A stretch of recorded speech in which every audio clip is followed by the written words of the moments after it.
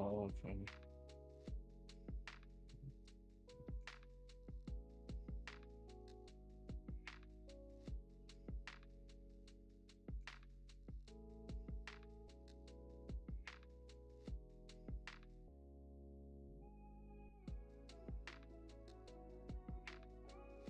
Stream the edition. Or like what are the audio they come through? Sure.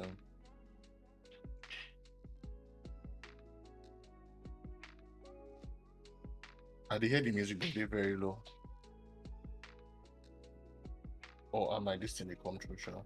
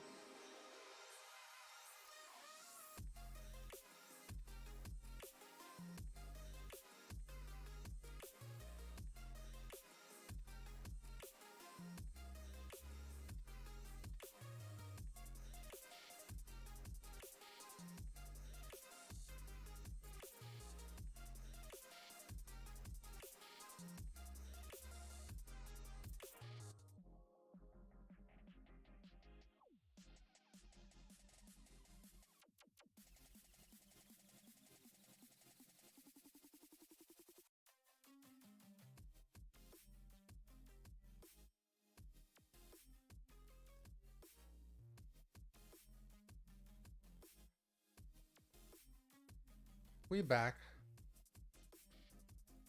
We back. Day 2 of, according to Ralph, what's it called? Becoming a tech bro. Okay. And my mic was muted. I was wondering. Oh my gosh. Yeah. My audio is coming out on the stream, yeah? Yeah. Oh, okay. Yeah. Okay, so day 2. Day 2. But let me open my VS Code.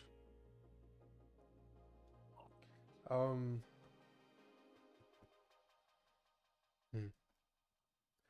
Let me open mine also, but I'm still.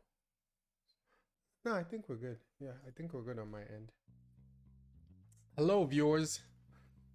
Should we do a recap of the things we learned on Tuesday? Or what do you think? Sure, like just a small, like brief something. A small brief something, right? Uh, Okay. Okay, I should oh,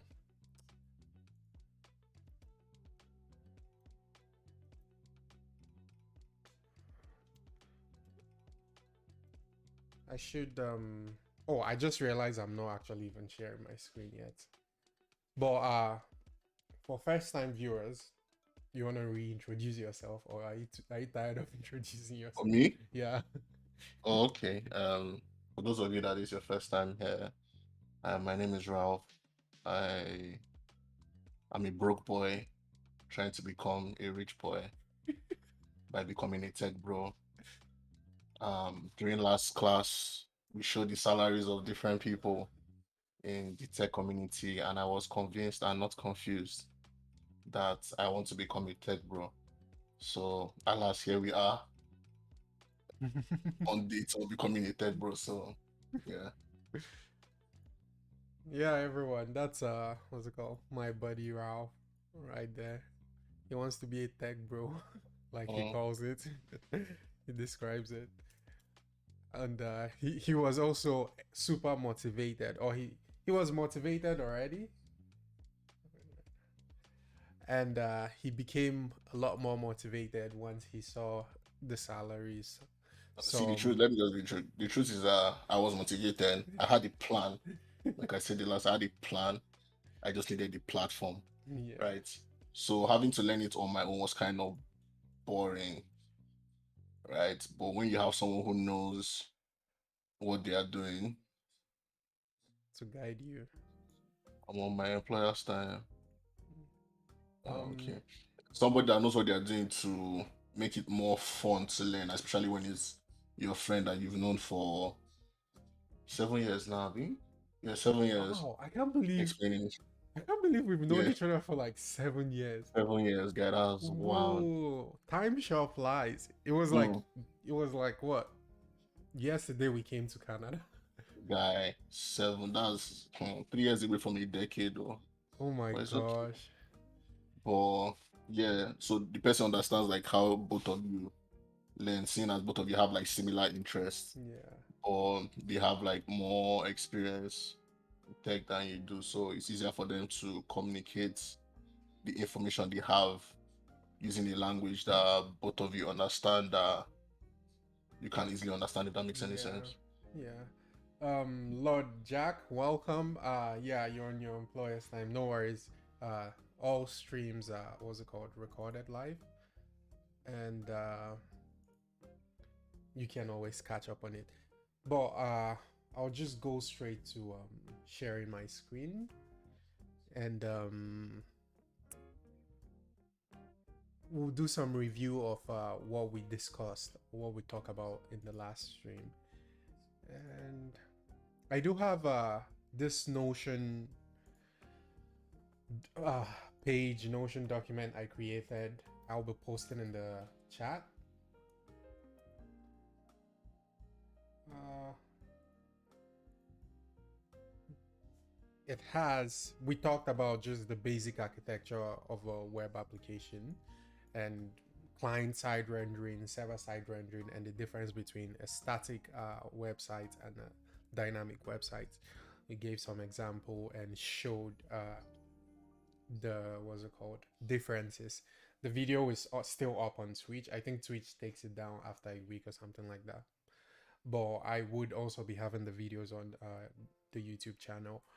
And we also talked about pretty much how you create the basic foundation of every website, which is a HTML file. And it's called a HTML file because it's a text file, but instead of the format of the text file being a .txt, it ends with .html. The initial thing we wrote here is just to tell the browser, hey, this is a HTML file, and every HTML file has the HTML tag, which has the opening and the closing tag. The opening tag is defined as having the opening angle brackets HTML and the closing angle bracket, and then a closing tag or a closing element is defined as having opening angle brackets with a forward slash and the name of the tag or element, and closing it with the closing angle brackets. And inside the HTML tag, you have pretty much your HTML elements that describes the structure of your web page. We talked about the head tag and the title tag that goes into the head tag. The head tag is just metadata about the website or the web page, and then the body tag is exactly where you have everything regarding the structure, everything regarding the visual structure of what the website is. So if we actually take a look at this, we talked about the H1 tag, which is my first heading, which is this over here, and this H2, which is the second heading, H3, which is this, and all the way down to H6. And as you see, everything has the opening and the closing tags. We also talked about the paragraph tag, and the next thing we talked about was I don't remember why I have. Oh, I had this to try to explain how the H1 and paragraph tag and the div tag, they are all block based, meaning every new tag goes to the new line. And I just, like I said, keep that in mind. Once we start going into designing the web page and styling it, you have a better understanding. We talked about the div, which is a division. Just think of it as creating a division, a section on the web page. And a division can have a tag, so a paragraph and a div, which is what we have here. Then we went to creating an image, how you attach an image to it.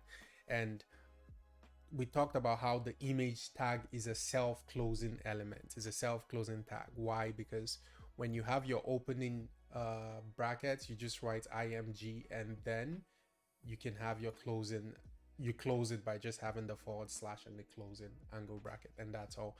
And then every image tag has some attributes. We talk about how you attach the source of the image from, let's say it's from a link, a picture.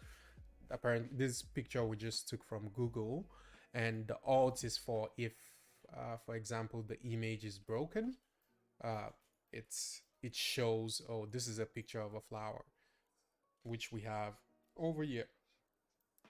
And it's just for accessibility also. And we also talk about our link tags. So our what's it called, anchor tags. That's how we connect, we create links pretty much. So we created a link to Google, which we have right here. This is a link to Google, and as you can see, it's not, the anchor tag is not a block element, so as a result of that, it appends itself to the previous line. We did one, and then we also showed that even though the anchor tag is, so the anchor tag, you can have a text in it, and makes that text a link, which is this is a link to Google. And for it to be a web URL, you have to clarify by making it a href. We also said show that that same link can also be an image. So we use the Google image right here. And in the anchor tag, inside the anchor tag, we had the image tag referencing the Google image, which still makes it, a link that when you click on it, takes you to Google. We also talked about the mail to type for the href. So when you use the HTTP or HTTPS, the anchor tag knows it's a link. When you use the mail to, it knows, oh, this is a link to open your mail client. So in this case, Outlook, it's gonna open Outlook and what's it called? Prefill the receiver email to this. So when I click on this, it should trigger my Outlook. Yeah, it's telling me to fix this. And over here we have keycast@gmail.com. So we also created a new paragraph just to showcase how the paragraph tag is a block element. And right over here, we talked about comments. I don't know if the viewers can see it, but yeah, this is a comment. And because of my ID Visual Studio Code, the configuration I have, it shows it in a, what's it called, weird formats. But if you look right here, having a comment is just the angle bracket, exclamation, 2 dashes, and anything you write there is going to, the browser is going to ignore it and not render it in the page. But and you close those comments by using the dash dash and closing what's it called, the closing bracket. Next thing was we talked about the tail type for the anchor tags, which when you click on it, so it tries to make a phone call. So that's how when you go to Google and you search for a restaurant, Google Places has like a phone icon and or phone image that when you click on it, it opens your phone call. What's it called? Tab on it opens your phone call application and prefills it with the phone number. We also discussed how to link an image from your system, so from a location on your system and not from the web. The initial example right here was an image from web from a website using a URL. The second one over here is an image that we have right in the images directory, and we have a pizza image, and this is the pizza picture. So that's it. And ending the day, I showed some of you all the what's it called, the different. I just showed you some of the unique attributes of the input tag, which we've not gotten to.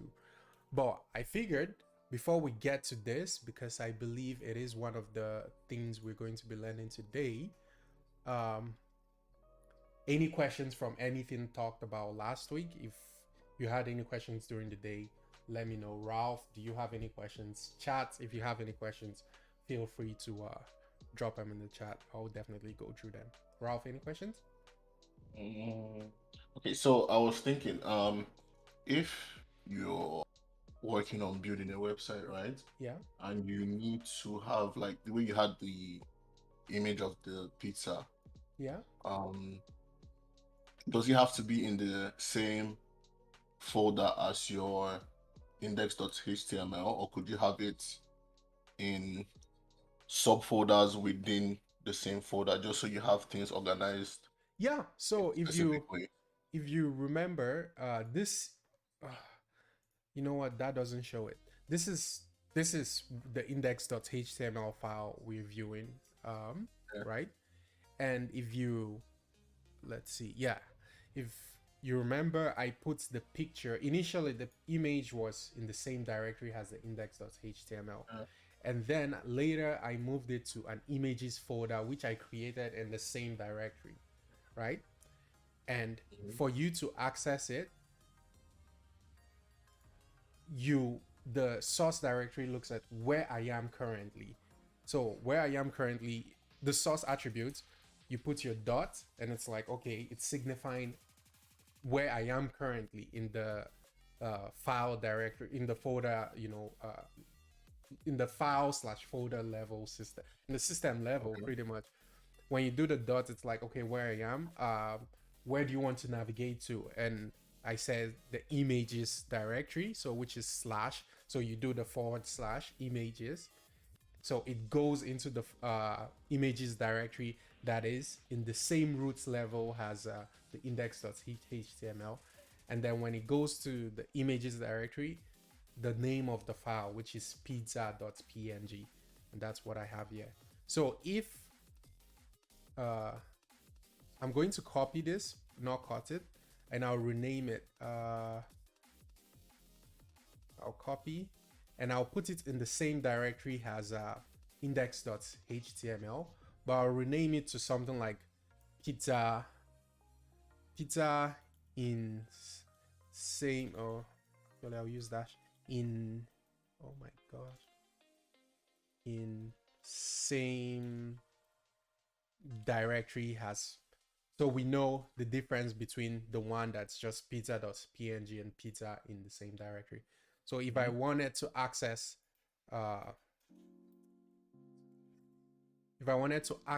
this, which is in the same directory as index.html, all I just have to do is change this, the source. So it's going to be dot signifying the directory the index.html is, and I do slash to say, okay, move to, and then the name of the file, which is pizza in the same directory. VS Code also auto completes that. You can, if I go back and I do dot and I do slash, VS Code is going to also show you the list of items in the current directory you're in. So since I'm going to pizza in the same, what I want is pizza in the same directory.png, all I just have to do is select it. If I were going to a different folder, or if I wanted to go to images folder, it will have to be ./images. And once I go to images, it shows me the things that are in images folder. So the dot is from here, slash is let's go to a specific file, a specific folder, or something. Okay. Does that answer the question? Yeah.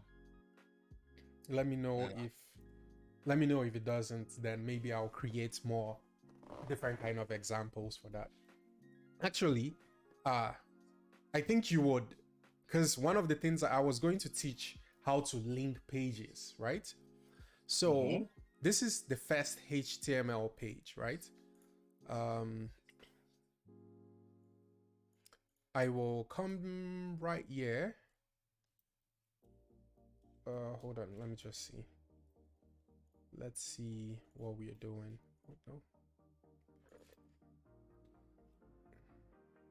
Oh, the image.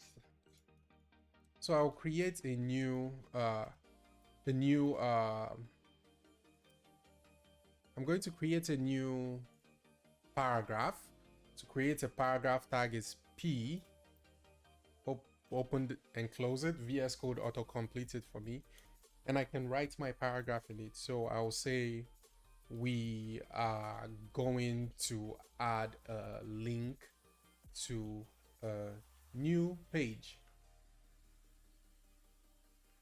So what we're going to be doing now is we'll add a link to a new page that when we click on that link, it takes us to a new page where we ourselves are designing, right? So to do that, how do we add links? If you remember, we add links by using the anchor tag. What is the anchor tag? It's the A tag, right? And when we close it, VS Code auto close it for me, right? Remember, the anchor tag is not a self-closing tag, so we have to have the opening and closing. And also, the anchor tag, you can you can put things in it. So we want the link to be a text. So I'll just say go to page 2, right? When we save it, I don't know if this will work, and I refresh. Oh yeah, we have go to page 2 right here at the bottom. Oh my. Go to page 2 right here at the bottom, right? But as you see, it's not linking to anything. So when we go, it just treats it as a text. And that's because we haven't added the right attribute, right? Now, before we add the H, when we do href, that's how we add, okay, the HTML reference to where we are going, the URL to where we are going, right? I'll just add it href equal to, the quote, but leave it empty for now because we are going to create page 2 HTML. And let's do it this way, right? Let's say, I'm trying to think of how to go about it. In your directory, right, where index.html is, create a new folder and let's call it page 2. So actually, let's call it pages.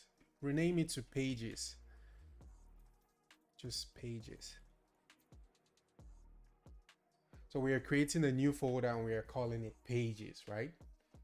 Okay. Now let's go to that pages folder and we'll create a new index.html file there. But instead of calling it index.html, when we go to new and we go to new text document, instead of calling it index.html, we call it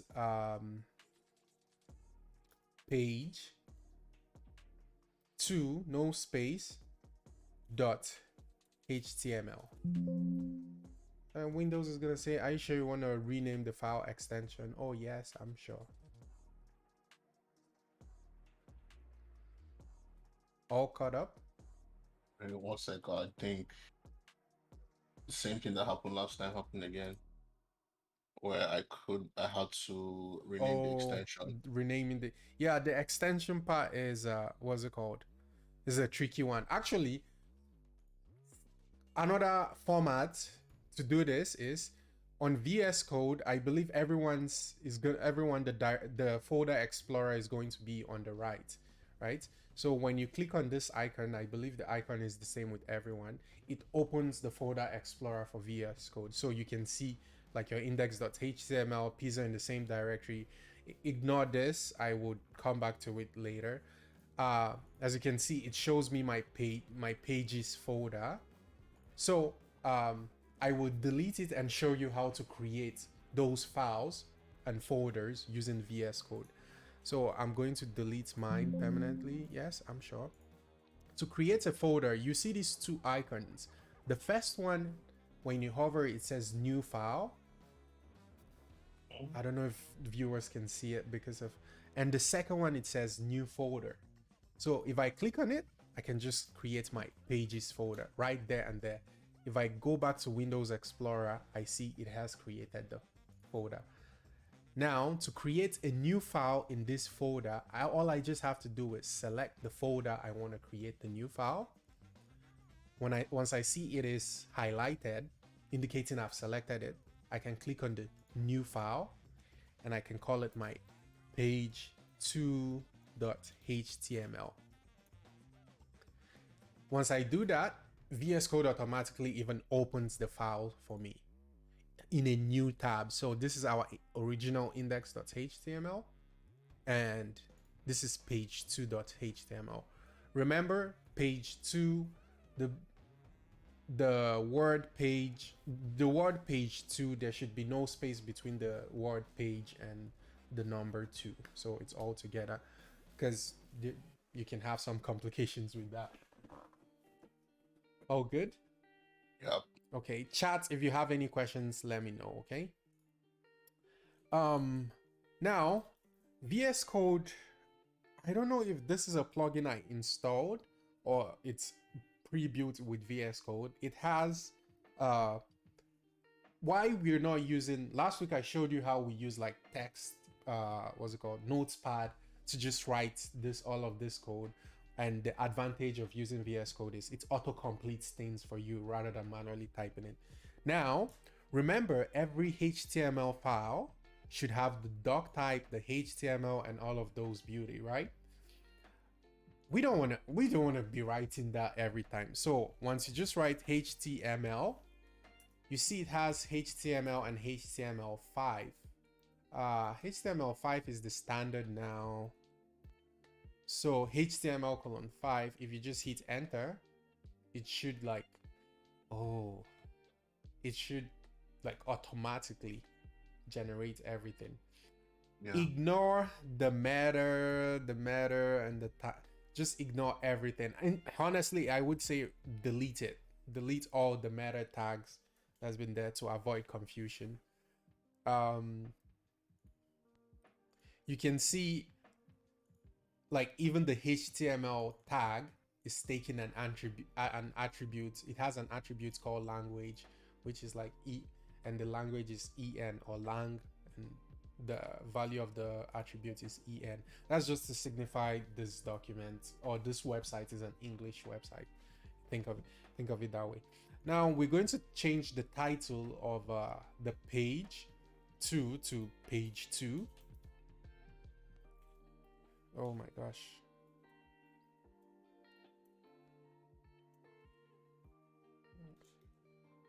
We change it to page 2, and remember the title is just what renders or where this renders is over here, right? When you go to your Chrome tab, that's where you see the title of a page. So we have our body, our HTML body. I'm just going to indent this, so yeah. Now, what we should write something here so that we know the difference between page 1 and page 2.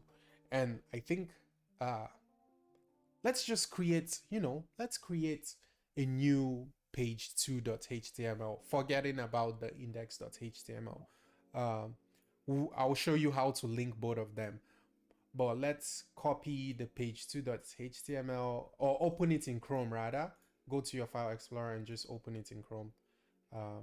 The way I usually do it, for me, I can just drag and put it here and it just opens it.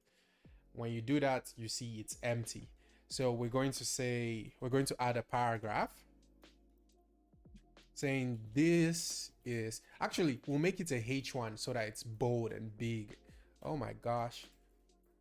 So say this is page 2. When you save it and refresh, you should see that in, you save it and you refresh the tab that has loaded page 2. You should see that. All caught up, Ralph? Yeah. Okay. Also, I'm just typing out. Yeah. Yeah. Okay, so we have a H1 saying this is page 2. We're going to do something interesting and unique also, right? Let's add, because what we want to do is link page 1 to page 2, right? Page 1 being the index.html. That's the home page, right? We want to link it. At the same time, we want to have a back link that's going to take us back to page 1. When we're in page 1, we want to be able to go to page 2. And when we're in page 2, we want to be able to go back to page 1, which is index.html, right? So we'll have an anchor tag and say go back to page 1, aka index.html. Oh my gosh, sorry, my pop just had the zoomies here.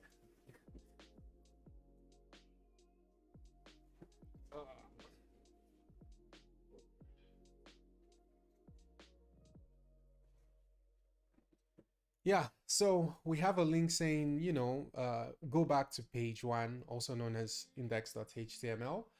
we should add a href attribute because that's how we're going to add the link. And then we save it, and when we refresh, go back to page 1, aka index.html. If you click on it right now, it's not going to do anything because we did not signify where that href is going. We didn't put in the href, we did not signify where the link is going to, so it won't work, right? I believe everyone still has the tab open for their first page, the index.html. Let's go there so that we can fix the go to page 2 link. So on VS Code, you should have the index.html and the page 2 file both open in just individual tabs. If they're not open from the Explorer, you could just open whichever you want. So now when we go to index.html, this is where we have the go to page 2. Now, where is the first thing you need to think of is, okay, where is page 2 located? It is located in the pages directory, right? But so it is located in the pages directory. The first thing we need to do is know how to go to the pages directory, and from the pages directory we can select the page, the page 2.html. And if you remember, when we are linking images, we are able to link images from one directory to another. We are able to link images in the same directory and images in a different folder that is in a different folder that's in the same path as the index.html. So we use the same concept to link in HTML pages. So over here, we do a dot signifying where we currently are, which is index.html, right? Then we say we want to go to, automatically VS Code is going to suggest, the IntelliSense is going to suggest, oh, which of the folders do you want to go to? That's what the / is. Oh, we want to go to our pages directory because that's where our page 2.html is. So you select that. So it's a dot / pages, then another / to enter into the pages directory. If you don't put the / you're not getting into. Once you put the / you're signifying, let's enter into that directory. So when we do the / what's the name of the file in pages directory? Pages.html, page 2.html. So VS Code also automatically suggested. If it doesn't, you can hit control space or command space for Mac, and then we just put in page 2.html. We save it, refresh our index.html, and let's click it. When you click it, you see it takes you to the page 2 HTML file. But now, when we click on the link that we have on page 2 that says go back to page 1 or index.html, how do we reference something that is in a higher folder, how do you go back a folder using that same method? To go back a folder, remember I said we use dots to signify where we are currently. We use double dot or double full stop. When you do dot and / you're saying go back a previous directory from where I am right now, from where this file is. So when we do that, you see it shows us everything that is in our main directory. And then you can select your index.html. When you save it and refresh the browser for page 2 and you click on it, it takes you back. So right now we have both pages linked together. So we can click down here to go to page 2 and we can click down here to go back to page 1. And so I think when you think of it like the href and href, and for source in images, having to navigate directories. Dot signifying where I am currently. Forward slash is okay, enter into something in that directory, and then you select and you select and you select. If you want to go back, you do a dot dot and you go back a directory one level. Now let's go to page 2, and actually we go to our pages directory. We're going to create page 3. So to do that, but we do it in a directory inside the pages directory. So using VS Code, you could just click on pages, the pages folder, and click on the new folder icon. And we'll call this page 3. No space between the page and the 3. Enter. That's creating a new subfolder, a new folder inside the pages, what's it called, folder. So when we go inside the pages folder, we're going to create a new file. So select the page 3 and create a new file. Call it page3.html. And we'll do the same thing as we did with page 2. Type in HTML and then, oh no, HTML5. You want the HTML5 so it generates, the full HTML body. You can remove the meta tags. I will describe those later. It's just like we said, anything in the head is just adding metadata about your website. So the meta tag is just adding information about your website. The title, we'll change the title from documents to page 3. Save it. Just going to select everything here and align it so that it indents it and I can see things clearly. I think if I do, yeah, that works. So now in the body of the HTML, in the body of the page, we're going to write another H1 saying this is page 3. Oh my gosh.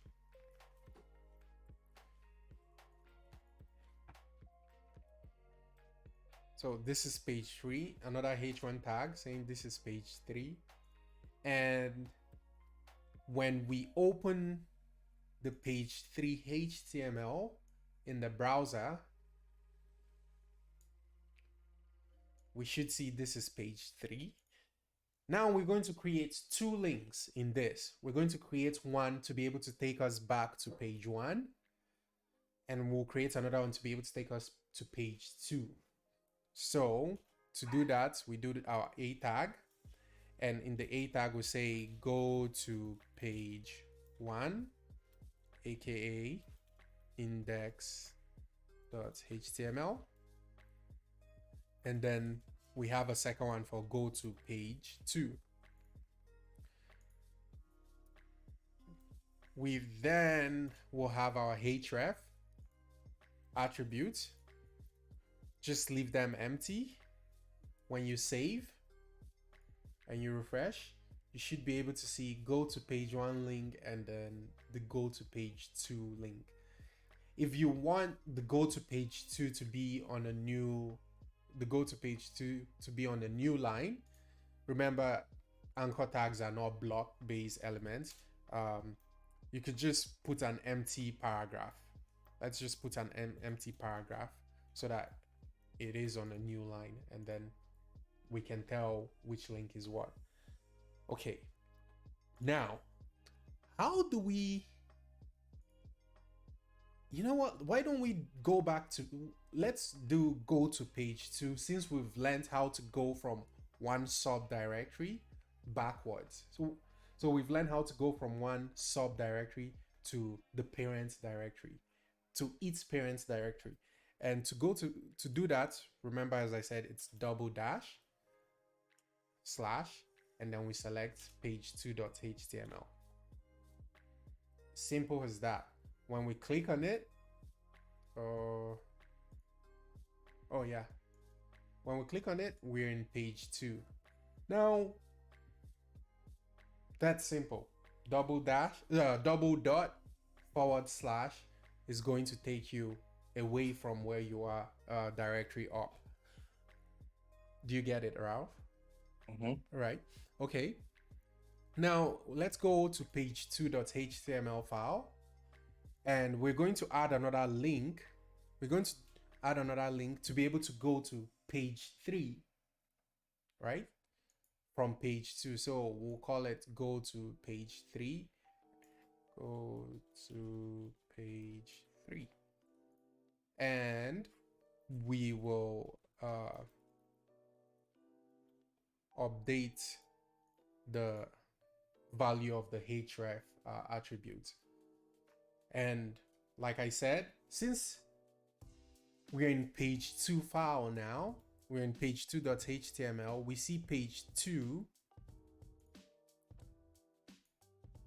is in the same directory as the page 3 folder, and we want to go into page 3. To do that, we use a single dot and a /, and we select where we want to go to, which is page 3, and then we do a / and then we do page3.html.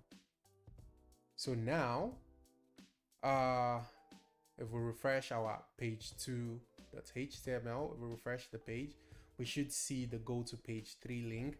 We could also add another empty paragraph just so it is on a new line. And when we click on it, we are able to go to page 3, and it says this is page 3. We can click go back to page 2, and we can keep doing that. Like we've linked those 2 pages. But now from page 3, how do you link page 1, which is 2 directories away from where we are currently? So page 3, this is page 3. You have to go back 1, and then you see page 2, and you have to go back again before, oh my gosh, you have to go back again 1 before you see index.html. So how do you link index.html to page 3 and page 3 back to index.html? To do that, let's link page 3 back to index.html. Remember, I said if you want to go back a sub-level, a directory, you use double dots. So let's do that. And then we use a /. And then we see, okay, yeah, where we are under the pages directory now, but we can't see index.html. So from there, we still want to go back a directory again. We use the same double dot and /. So when you do that, then you've gone 2 directories higher, or you've gone a level 2 directories up, and then you can link your index.html. And when you save it,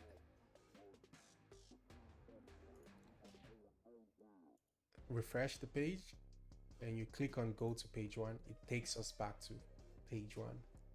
So now I won't do for you you folks. I believe you can do it yourself, which is just adding another link right here that says go to page 3. That is simple. Honestly, I will just do it because it's simple.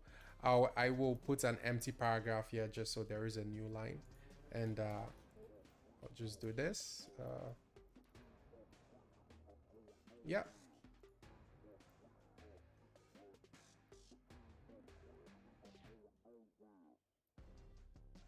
So I believe everyone should be able to do this. And once I click on go to page 3, it takes me to page 3. I can go to page 1, I can go to page 2, and from page 2 I can either go back to page 1 or I can go to page 3. Now all of this is just linking pages using the path that it is on your directory. So websites are usually you're reading from a directory. You're reading a computer's file system. That's how a lot of websites are. It's just trying to map out a file system or a file structure for you to be able to go from one page to another that's all in the same website.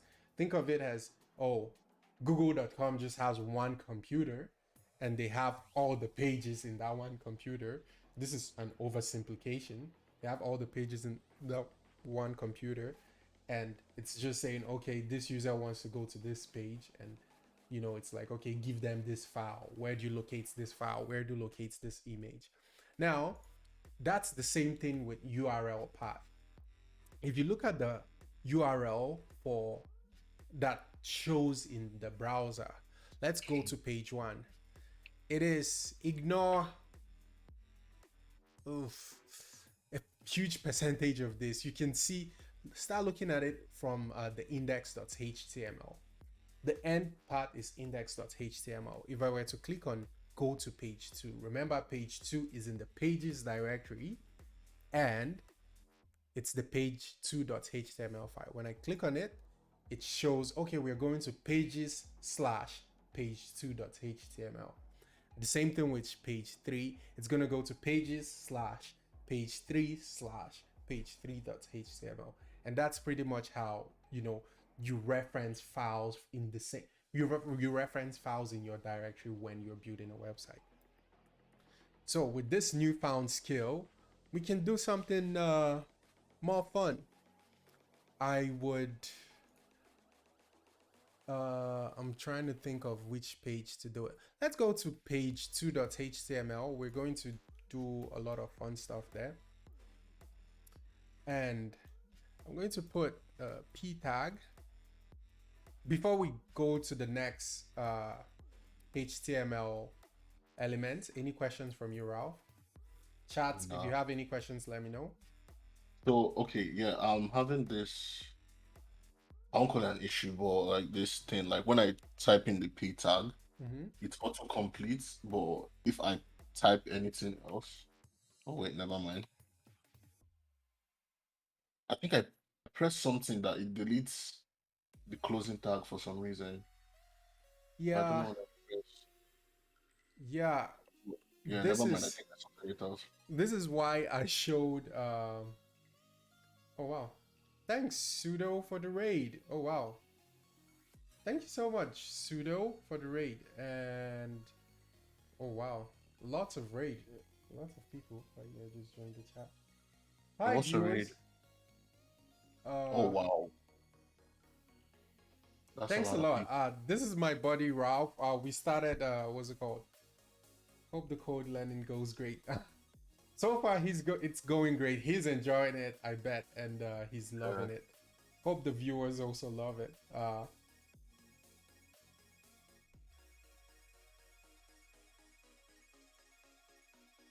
I wonder, I was gonna ask a question with regards to what you were streaming about. Sido?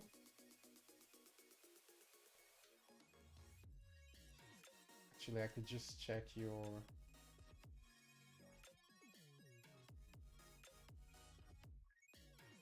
I'm gonna check your channel just for a second, just to see what you were streaming about. Probably something a lot more fun than teaching. What's it called? Programming. Oh, you were doing a snake code Discord bot.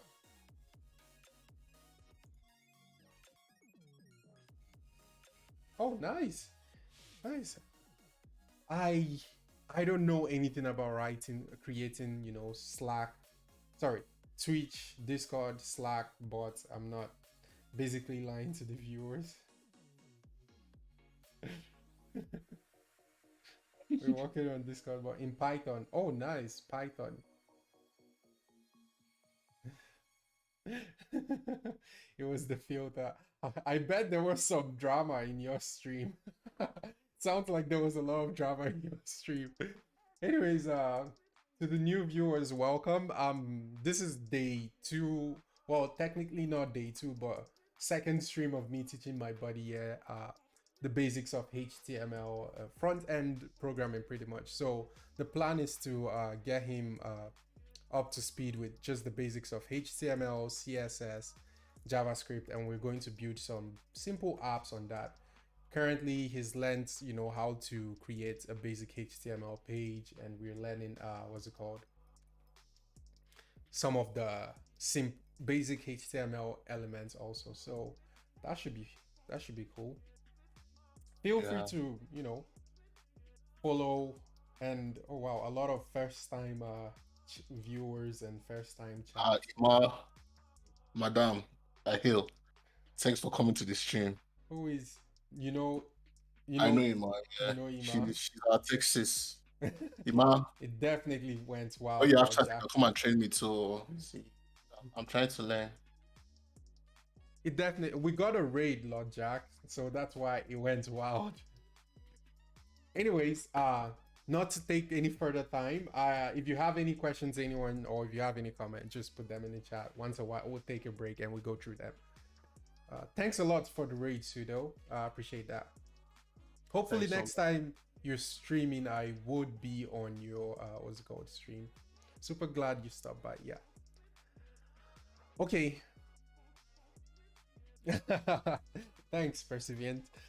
Yeah. So on, I was gonna do something.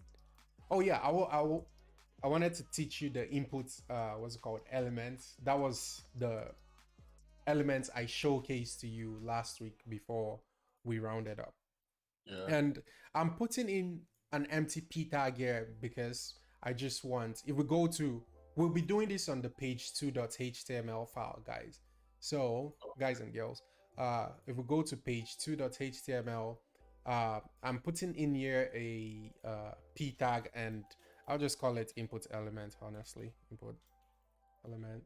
I'll just put in a paragraph of input elements. If I know how to spell oh my gosh, I don't know how to spell anymore. Anyways, the reason I'm doing this is, as I explained, paragraph tag is a block-based what's it called, element, and I just want anything I put next, it should be on a new line, right? But yeah, so I get that, yeah. But like if you were actually, say, writing code for a website, yeah, it kind of looks a bit disorganized, just having random exactly tabs. So I'm assuming that's where CSS comes in. That's where CSS comes in, exactly. So HTML is the structure, is the main backbone, it's the content. Think of it as the content, you're trying to say, okay, this is how the structure and the flow of the website is. And then CSS is, this is how it should look, this is how it should, the design should look. And there is some elements of this is how it should feel to it. Then JavaScript is a whole new world on its own, because JavaScript communicates with HTML, CSS, and some more extra stuff. So JavaScript can say, oh, you know what, delete this HTML completely away from this when the user clicks on this button, or change the color, which is CSS, change it from this to this, So JavaScript is a whole beast of its own. So it creates JavaScript thing. The simple description of what does JavaScript does is it just makes it dynamic. It makes the website feel dynamic. Okay. So now input elements. These are so fun. So if we go to W3 schools, or what's it called? The Mozilla MDN. I prefer using W3 schools for beginners. So I know people will probably have their preference, but I just feel like, it's straightforward. And ignore the top part of the page. Let's start with the first. There is a lot of, how, I'm saying a bunch now, but remember when we were talking about the anchor tag, we talked about how href can deal with, it can deal with links to websites, live websites. It can also deal with mail to email. It can handle, adding emails to your email clients. It can also deal with telephone numbers. Now, and at the same time, the anchor tag, you can link pages on your directory, pages you've created. The input element is almost the same. in the sense it has the capability to do multiple things. It has the capability to render itself in different behavior. The first type, to create an input element, you just have to write the word input, open with your opening tag and input, and then closing it. The input element is a self-closing tag, so you don't have to do input/input. It's just not going to work, right? That's not how the input element works. But now, since we've created this input element in our page2.html, we have to say what type of element it is. Now, to describe the type of the input element, you do type, the type attribute, we use that to describe the type of the input element. Now, the list or the number of types the input element has is a lot, and I can't, for time reasons, I won't go through all of them, but it's so easy to learn. How do I do this with the input element? You can just Google the different types, or you could also check on the MDN and you can see the different types of the input elements. Who knows, maybe we'll go through all of them. But the first one I want to do is button. And I doubt if this will work.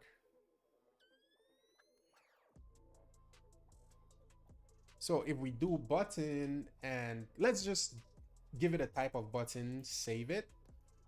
And if we refresh our page2.html, we see a little button right here.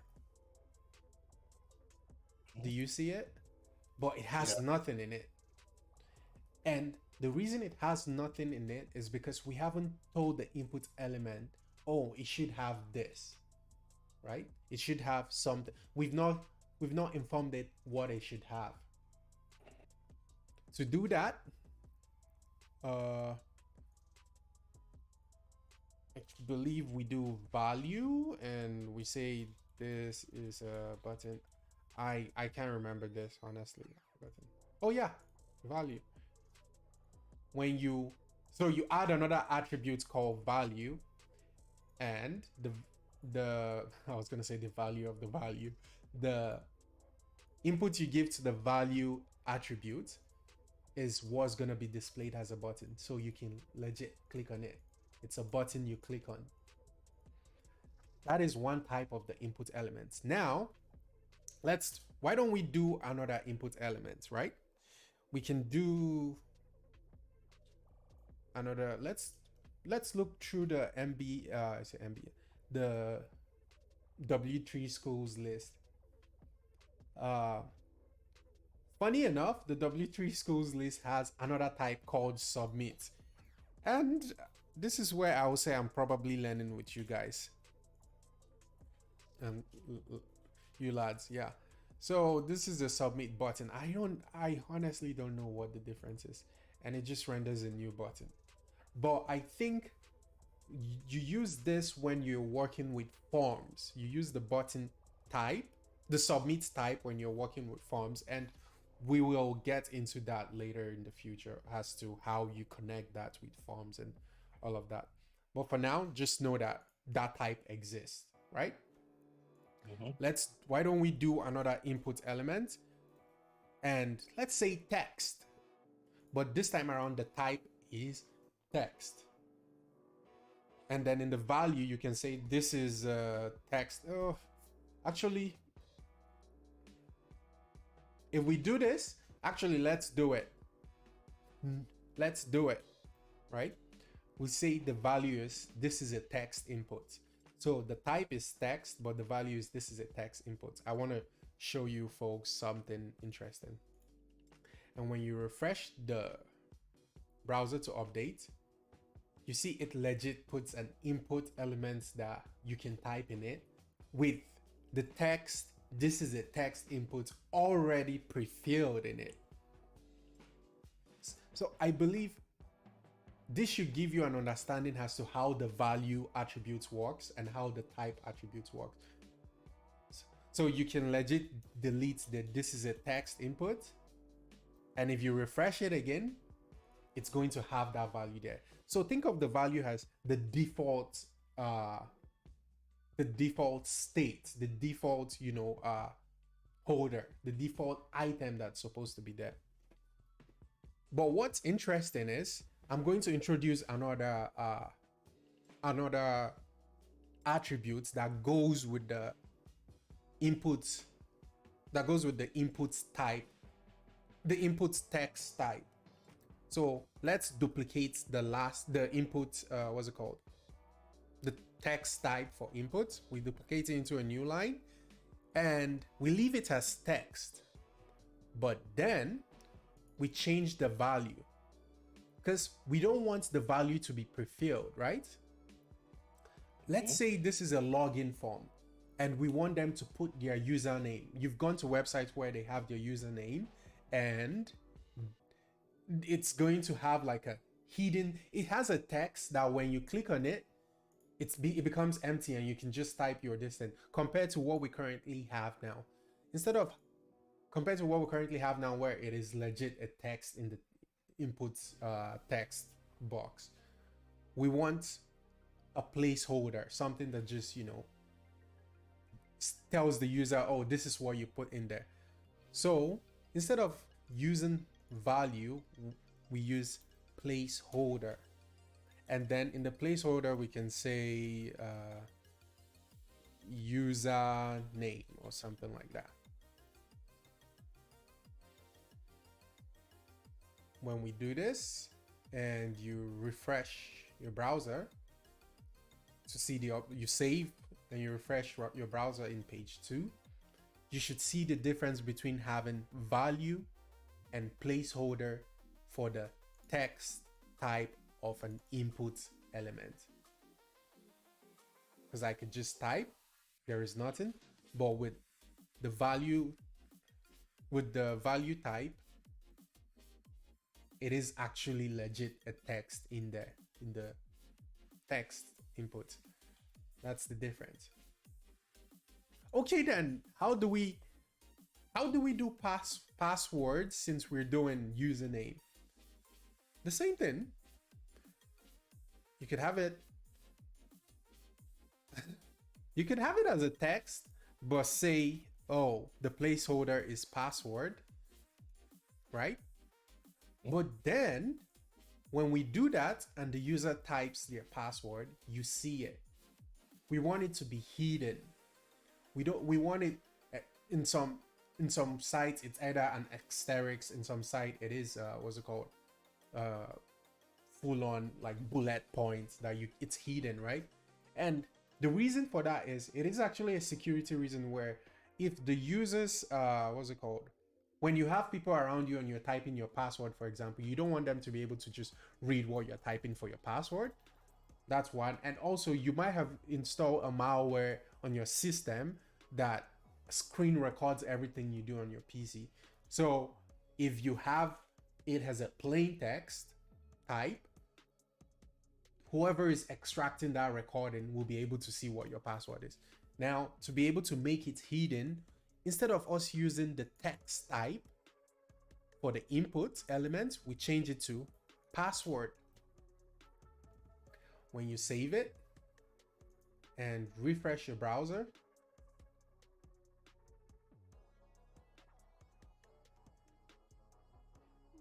and let's type our password and we can see it is all hidden. So that is how we change the type. Comment from Rgb says placeholder was a great addition to help the user know what the field is. Exactly. It is an awesome addition, honestly. I'm so glad that this is like a native addition to the basic HTML way of doing things. Wait, was it like a recent update? Like it wasn't there before? It wasn't there as of a couple like it's not recent in the sense of last year. It was like recent in the sense of maybe like 20 years ago or something like that. Yeah, that's not recent, fam. It is. It is. We say it's recent maybe because maybe in the world of in the programming, world but of, that's yeah, in the the world of programming, it's like, fam. it's That's one of the major update. More recent. more recent than at Yeah, least. exactly. More recent than at least 2010. Because yeah, it was like, honestly, it was one of the like, it's like finally, because Wait, so you've been coding since before it came out? yeah, no, actually, no, 2010 is wild. 2010, I was in. no, yeah, Wait, I think I was in like SS1. that's like So that's year four. that's like No, that grade wasn't. SS1 is like grade 10. Yeah, nah, that's wild. That's nah. But yeah, that's how recent, honestly, it's been way. Well, you could actually, if you're interested in the history, you can Google. I don't know. You know what? Let me just think of when HTML5 came out. So HTML5, 2014. Yeah. Yeah, that's recent then. But it was there. I believe it was there before 2014 because HTML5 did not introduce. I don't think HTML5 introduced this. Yeah. So it was it was even pre 2014. Anyways, uh we've learned about the inputs, we've learned about the button type for inputs, the submit type for inputs, the text type, the use the same text type but with a placeholder. So the text type having a value versus the text type having a placeholder. And then we also learned about the password.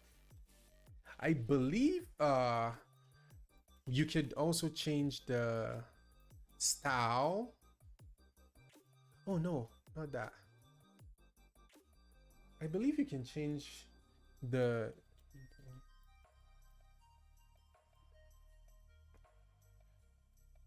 I believe you can change the inputs password style, because over here we have this.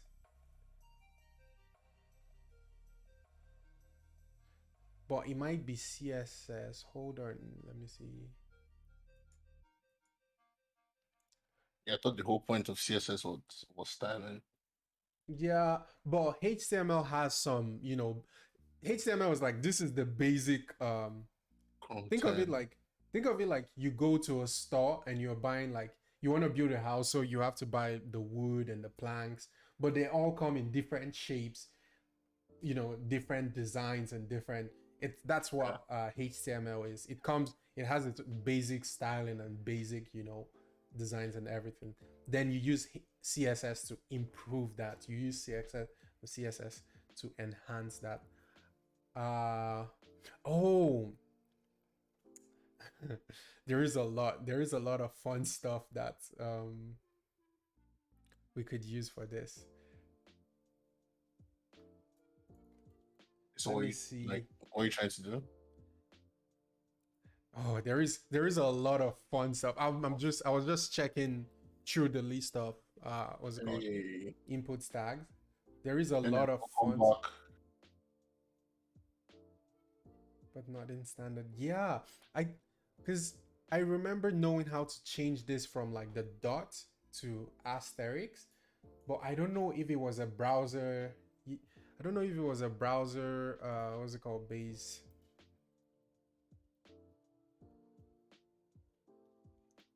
I don't know if it's how to change the dots to asterisks.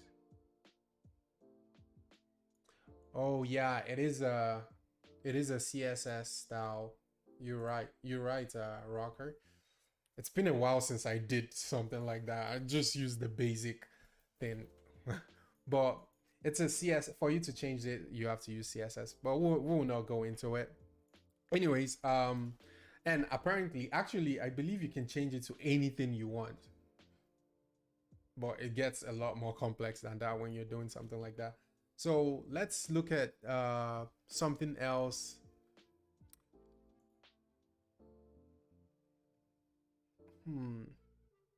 When you're filling a form, oh my gosh, it did it for me. And it asks for, an email, right? We also have an input type email, and your placeholder, you can have email. And I want to teach you folks something new, which is how do you know that a specific, or how do you tell the browser that a specific input field is required? We have another attribute called required, and the value of that, I believe it's either true or false. So if I do true, or try true, it makes it true. So this is the email. And how do I trigger it?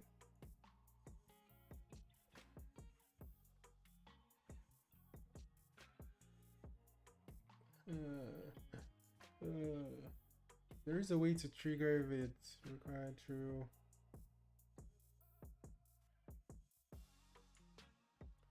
One second.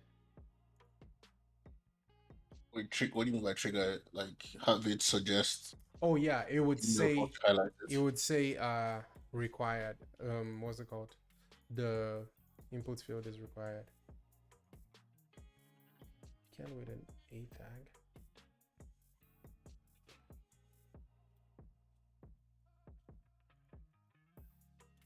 Take your time. We're both out here learning today.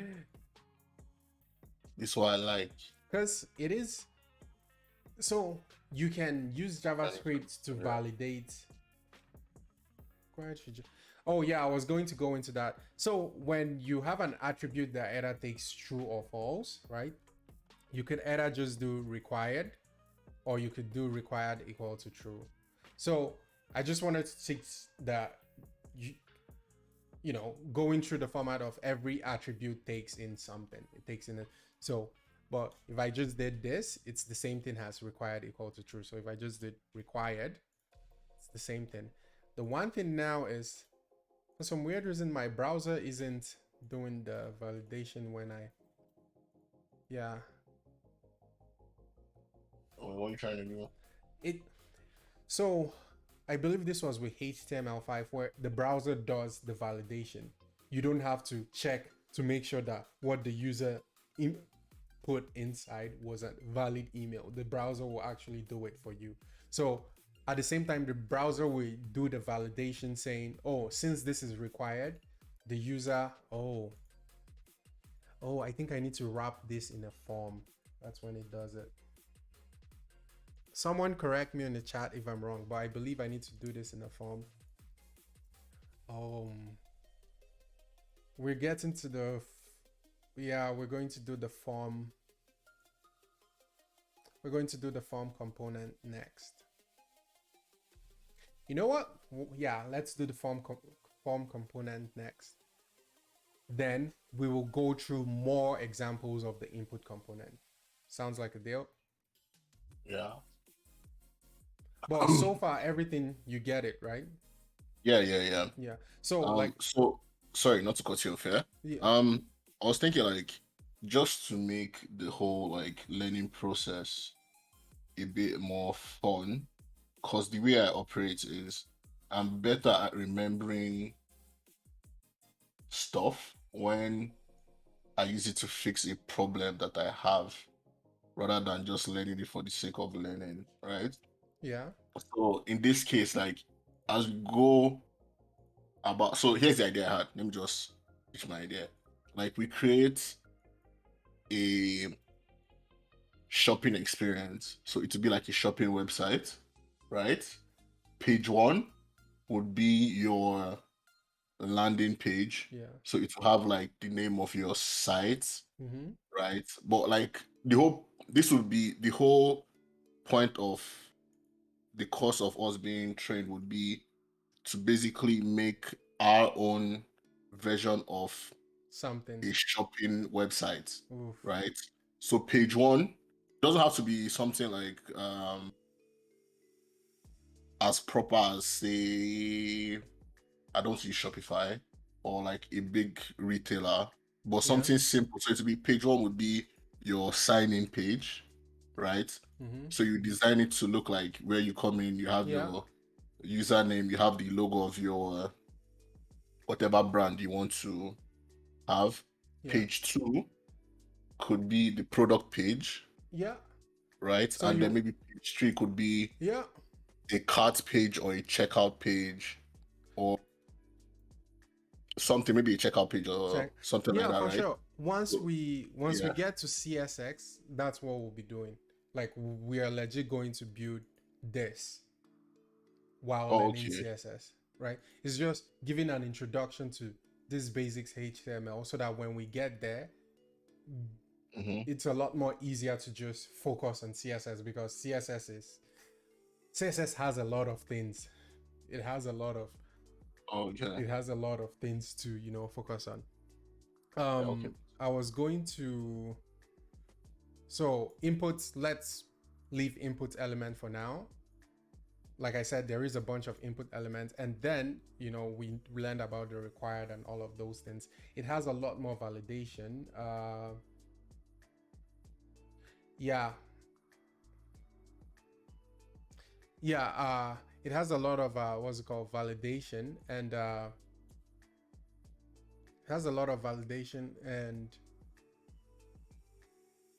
for us to make this required work, we need it needs to be in a form. I believe it needs some submission of some kind.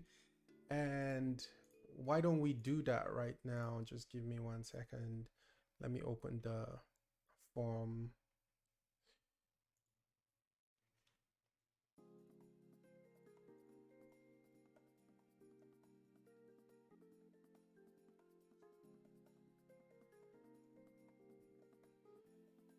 Okay, now looking over here, oh my gosh, just forget. There is a lot of things here that makes it so, difficult to be able to understand what a form is. A form, or how a form works. A form is like when I was given a description of a div, how it takes a section. A form is this almost the same thing. It doesn't take a section, but you're just declaring, okay, everything within this place belongs to that form, right? So anything you put in a form is going to be taken into consideration for that form. So to write a form, it's just this, open and closing, and then you have a form. Now in our form, we can put different input elements because we want to use it, right? So I'm just going to do what GitHub Autopilot is recommending. So the first input we're going to have is a text that's with the placeholder for username. The type inputs type text and placeholder for username. We went through that. That's self-explanatory. The next type we're going to go with is the email, placeholder email, but that field is going to be required. Honestly, let's make both required. The username, email, and password will be required, right? Then we also have a type submit with the value submit. Last thing I'm going to do is let me see.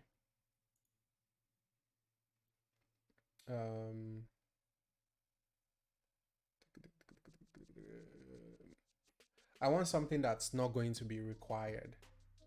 So, oh, why not number? The value, let's not have a value.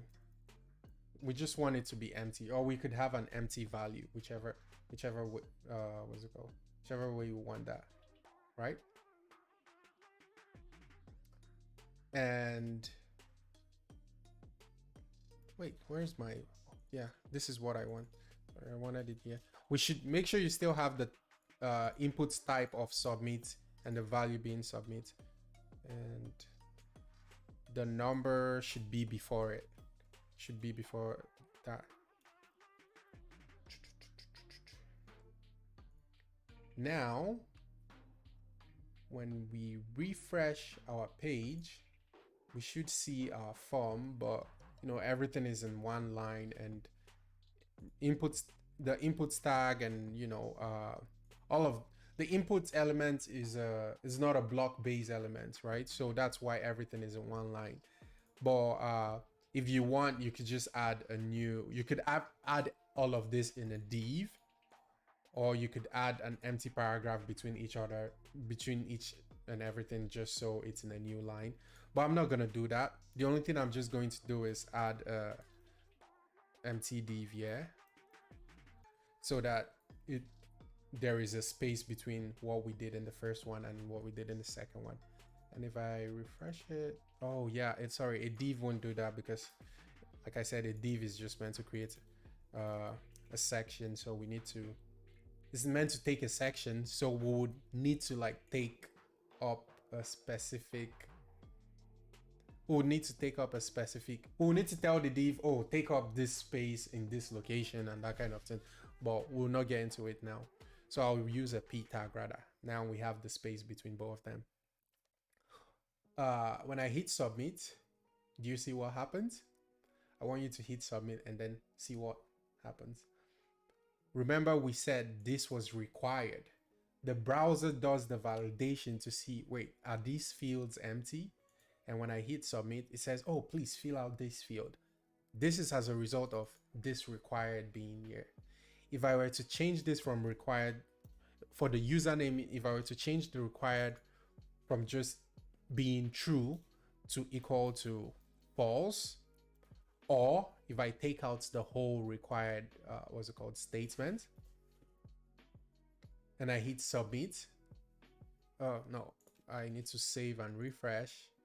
Don't forget to save and refresh. And I hit submit, it goes to the next required element, which is the email.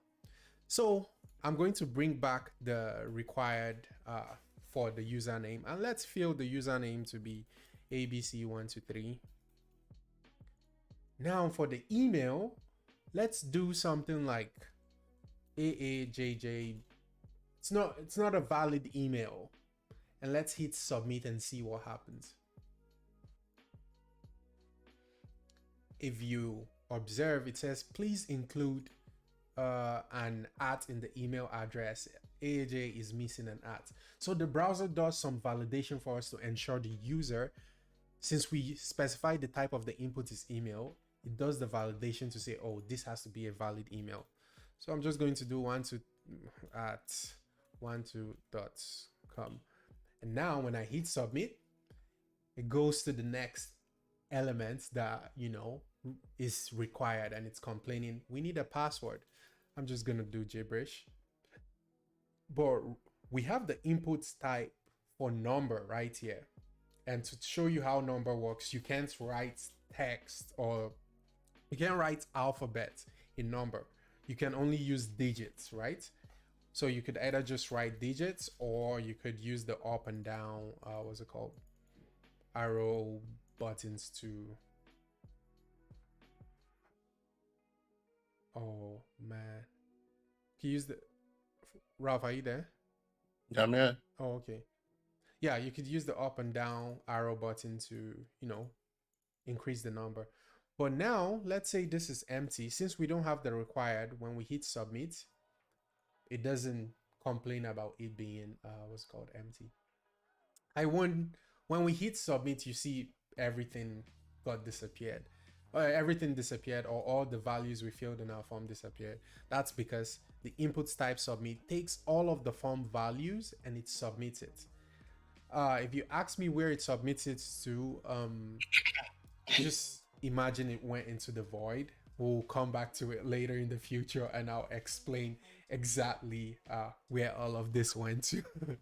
But this is just to showcase the validation, the required, and how to create a form. But simple, that's as simple as ABC, I hope. Yeah. We also have the next element I want to talk about is button, which now you're coming into the land of where HTML on its own is a little bit disjointed, because we have the inputs type of submit, we have the inputs type of button, and we also have the input, we also have a HTML called button. And think of this as just a random button on a web page. It's not a link that takes you to a different place on the app, it just does something. So it's like click on this button to rotate this spinning wheel on this website or something like that. That's all it does. Just think of it. Yeah, just think of it as something like that. And the button is a, what's it called? You have to create the opening and closing tag and say this is a button. And I think for you have to do a type here and say button. And the cool thing about this button is when you go to websites and you have like a hamburger menu, you could use this as that to signify that, oh, it is a button, but what type is it? You could say it's a menu. Yeah, you could either call it a menu button. And you see, just this is a button that we click. It's still a menu button, like, or you could say this is a type of button. It's just a button. Now, is there a difference between an input type of button and an input and the button HTML tag? I don't know. This is one of the things where I don't waste my brain power on when it comes to software development. I just want to get the job done and get it done in such a way that it's working according to certain specifications that are given depending on the project you're working on. There is probably some similarities. There is definitely similarities, but there is probably some differences, most especially when you take into consideration accessibility. So accessibility and mobile phones and things like that. So that is exactly where these two definitely comes into play. The next thing we're going to be talking about, or the next elements we're going to be talking about, is our beautiful friend here called text area. But now, oh, I could have just done this. Let's look for text area. Now, as I've shown you folks over here, I've shown you folks how to use W3 schools. We're just gonna, and how to create a HTML element. Open your this thing and just type text area. And then let's close it. And let's save it and see what happens in the, what's it called? In the page. If only I can find it.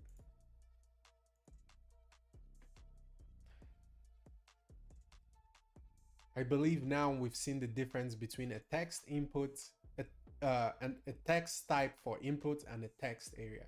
The text area is a bigger, is a bigger field where you type a lot of documents, whereas a text input is used for things that are so small and you just want it to be in one line. So when you see me typing in this text input section, it's just all in one line. But with a text area, when typing, I can hit enter to go to the next line, and I can hit enter to go to the next line. And also text areas are like resizable depending on, and then if I resize it to be, if I did this, you can define how big the text area will be. So you can define how big it's gonna be using, let's look over here, they use the rows and the columns. So if you use this, or let's take if we try this and we look at it, we just see, oh, this is how big it is going to be. Still, you can still define, you can still, what's it called? Resize it to fit, the amount of space you wanna, what's it called? The amount of space you want that text area to look like on your screen. Rockaboo says button acts like input type submit. So setting button type button makes it act like a non-reactive button. Actually, yeah, that's true. So just stay away from button and just use type then. It has its use cases for sure, because I could create a form that is not within a form tag, right? Okay. Just defining this, and then say when this button is clicked, I want you to go read this HTML elements, take all their values, these input elements, take their values, the value referring to what the user has typed, and submit it without, behaving the way this behave. If you remember when uh, when we filled all of this and we hit submit, it just refreshed the page and it actually cleared all of this. That's Mm-hmm. the default behavior of the input type submit. Uh, so when we set this type to button, we are saying, oh, we shouldn't behave like that. Did you get that? Yeah. So we've done text area. Text area, like I said, it has its attributes you can add. When you try doing the control space to see the suggestion VS Code has, and you see aria means, aria is for accessibility. It's a specific meaning. It's, I was looking for the full meaning of aria. Yeah, I couldn't find it. Forgotten what it means, but it's just for accessibility reasons. So people using like screen readers and stuff like that will be able to tell them, oh, when they are navigating through your website and selecting those HTML elements, you're giving them instruction as, oh, this is a button that takes you to this. This is a button that takes you to this. This is a button that does this. This is a button that does that. Or this is the input field for where you write your username. This is the input field for where you write your password. But anyways, when you do this and control space, you can see all of the different attributes the HTML elements take. So in the case of text area, we can see it has some hidden, all of this we can include them to the text area input. But here's where it gets tricky.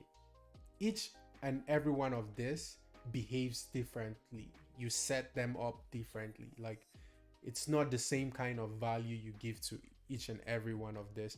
So once you start getting to things like on drag end, on click, on, then you're entering the JavaScript land. Some of these attributes are specifically for JavaScript.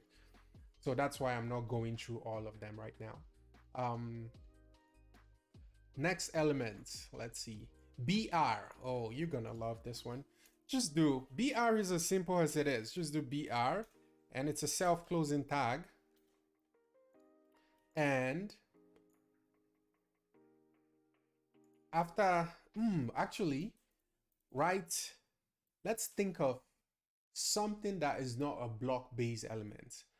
What is that thing we know that's not block-based elements? Let's use anchor tag, right? I was going to use BR earlier, but I was like, huh. So I'll say this is not block-based. Oh, actually, paste one BR right after the text area. Now, if this is not block-based, oh my gosh. I need caffeine this evening, but I can't take it because it's already too late to take caffeine. Anyways, now if we were to add another anchor tag,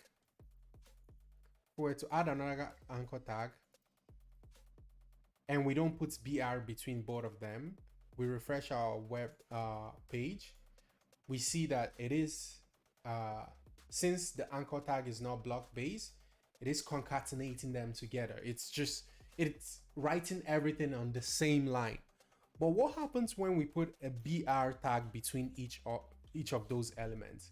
Remember, BR is self-closing, and we refresh.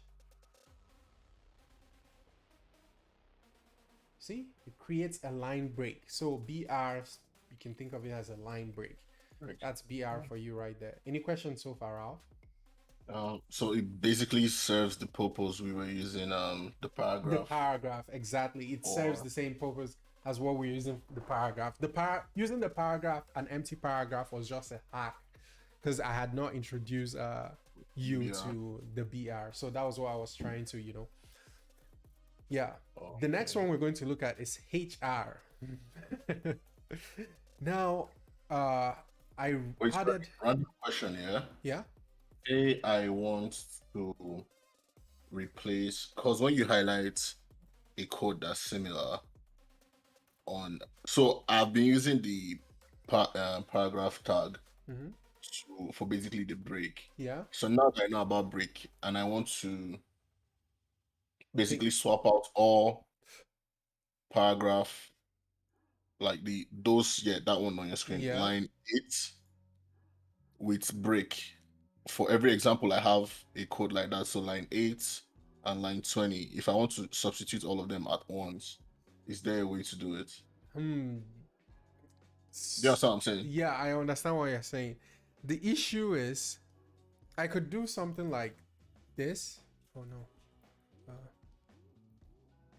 Oh, my keyboard is messed up again. Oh my gosh. My Because having keyboard to shortcut go, is messed up again. Um, I there is a way where you can select multiple. It's not control. There is a way where you can have multiple cursors and you can skip with VS Code. So you can select this P, you select this P, and then you say skip this one, select this one, select this one, and it's. I know it has a shortcut, but for my distance, it's completely messed up, and my VS Code instance is like completely what's it called? It is completely different from your default VS Code. You could also do control find and replace in the editor. Yeah, that was what I was gonna do. Control P, right? Control F, sorry, in the honestly, that's editor, and then you do this, right? So you copy all the P. You pretty much copy this and you paste it there, and you're saying you want to replace everywhere you have an empty P tag with BR. And you have to hit enter until it replaces all of them. Or there is find and replace all. I've forgotten how to do that on this little VS Code, but yeah, that's possible. oh yeah, I've seen it. I think you could go to edit. Yeah, find in files, something like No, like if you go through the same control F.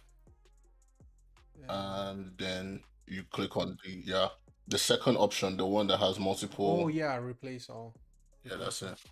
Control Alt Enter. Oh. So yeah, that's it for what's it called? BR. The next one we're gonna be doing is HR at in your job place. But before we do HR, let's just add a new BR. So that because we have an anchor tag, we want it to be on a new line, right? So let's put honestly we can put a paragraph and say this is HTML, this is oh my gosh. And then we add a HR. HR is also self-closing. And we say we add another P tag. This is a paragraph. Let's add another HR. And then let's add our last P tag. So we have a BR to create a new line, a P tag, a HR, another P tag, a HR, and another P tag. So when you save it and refresh your browser, you should see what a HR does. Yeah, just give me one sec because you speed run. Yeah. Fuck out of the.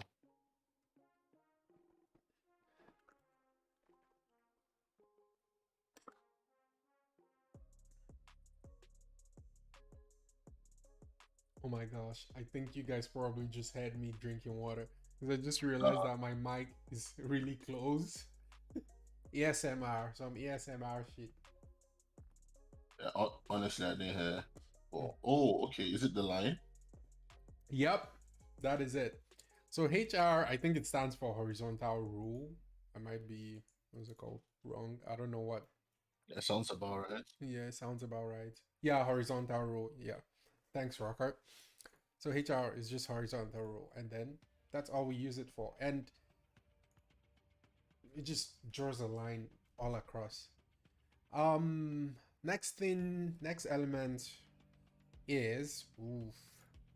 some fun ones. Let's do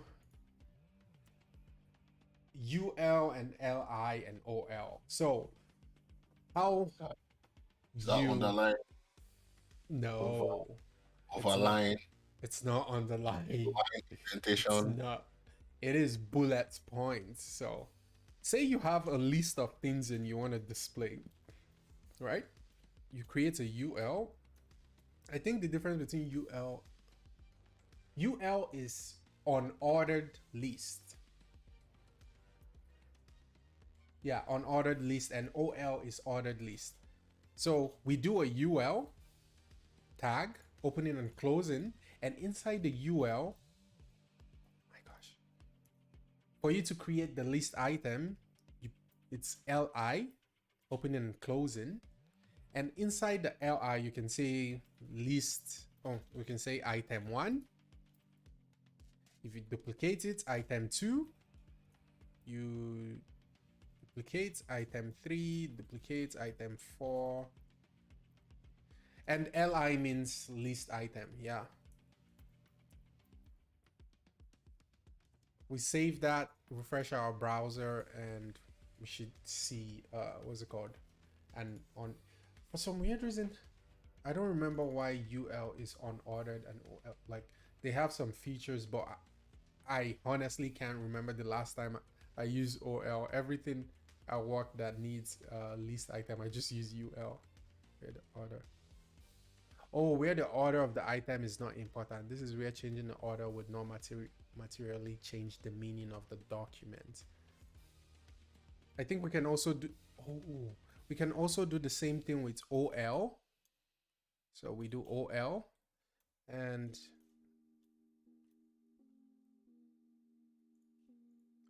OL, and inside our OL elements we have list item 1, list item 2, list item 3, and list item 4. And if we refresh it, oh yeah, the difference between UL and OL, by default, OL uses, it shows the numbering, while UL uses a bullet point.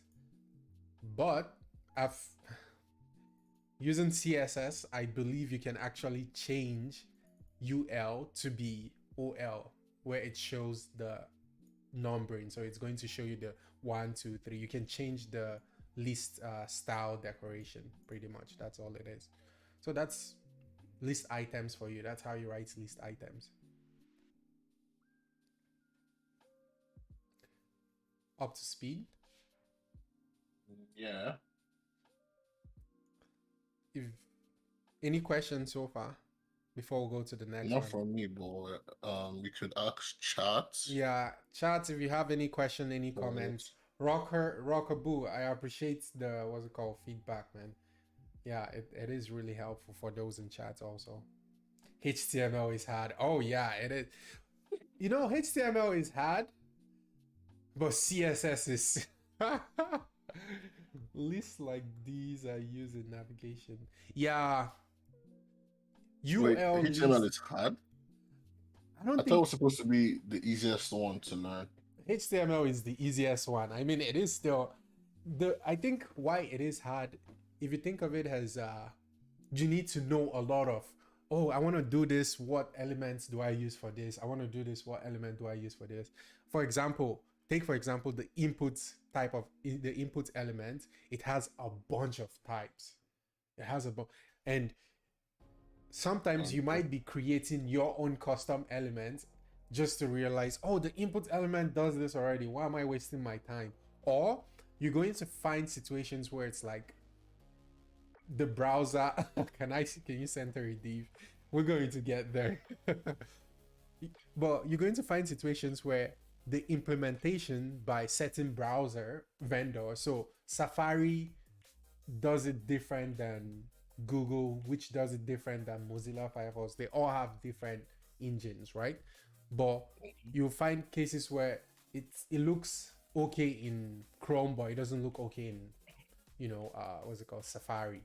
Or it's just a bad implementation. You have to build your own custom one. It's so much more better than having to use the native HTML that's provided.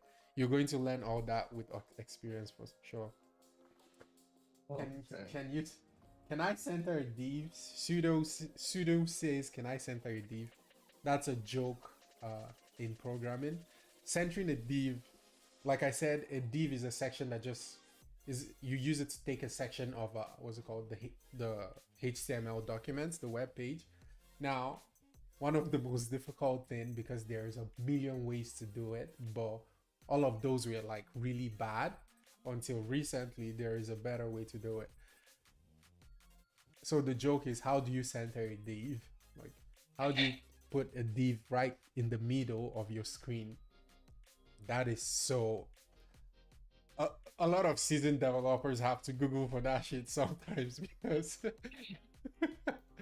I feel like I myself will have to do it just to get it right, but we'll see about that. Let's go to table. Oh, I don't do myself. So table, div center division. Div center the middle. Just FYI, that is not going to work. That is not going to Align. Div align the middle. Align the middle. Everyone wants to center it, but yeah, it's been a very difficult one. Before maybe the last 5 years, yeah, it's been like a really difficult. Like, some people had to use tables to center, you know, a div. You want to place something in the right in the middle, horizontally and vertically. Some people had to use tables. That's how difficult it is. Okay, Once you tab it over. can't you just tab it over? So let's create a table. To create a table, it's just a simple table element. And we'll use the example they have here, and I'll explain what's the individual, what's it called? Tags, what the individual tags does. So in it, when you create a table element, you need certain sub elements to give to it for it to know how to, you know, render that table. The first one is called TR, and TR stands for table row. So every row in your table. So you're saying, okay, this is a table row. Now, in your table row, you can have also more sub elements. And what is it? You can have something we call TH, which means table header, right? So let's say we want this first row to be the table header. We can just say this is TH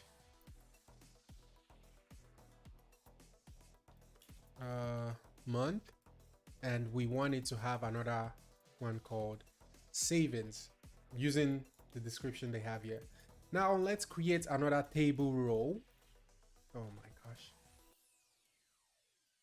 Actually, before we do that, let's save and see what we just created using the table TR and TH. If we refresh our browser, we should just see the month and savings. We're just going to see that in a row because we said it should be a row. We are defining what's it called, the table row, right? And we define one table row, and that table row has two headers. So we have month and savings. So now, how do we put the columns, right? In our specific case, how do we put the columns for month and the columns for, or the values for month and the values for savings? Everything is a table row. Defining a table is row by row. So we do another TR. If we do another TR, my gosh, and we can say, oh, in this row, it has, since we only have two items, we do TD. We use the TD element, which means table description. Yeah, table description. And then we can call this month January. And then savings for that month, another table description. We can, I don't know, 100. When you save that and refresh, you see how it aligns it, you know. You can save, refresh, and you should be able to see exactly what it looks like. If we have started CSX, it's easy to just say, okay, put in a border, and it's going to like put in borders around the table.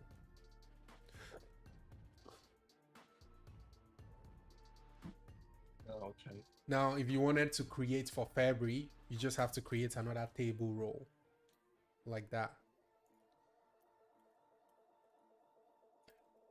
My bank account. Wow, you're so rich if you have 1,000.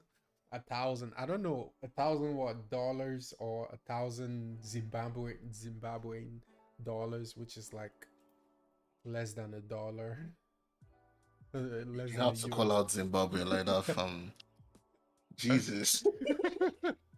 I mean, their currency is so crazy, man. I don't understand it. Yeah, nah, leave Zimbabwe alone. I'm not trying to get cancelled. Please, I have no parts in this. I'm just trying to be a tech bro. Shout out to all the Zimbabweans. Yeah.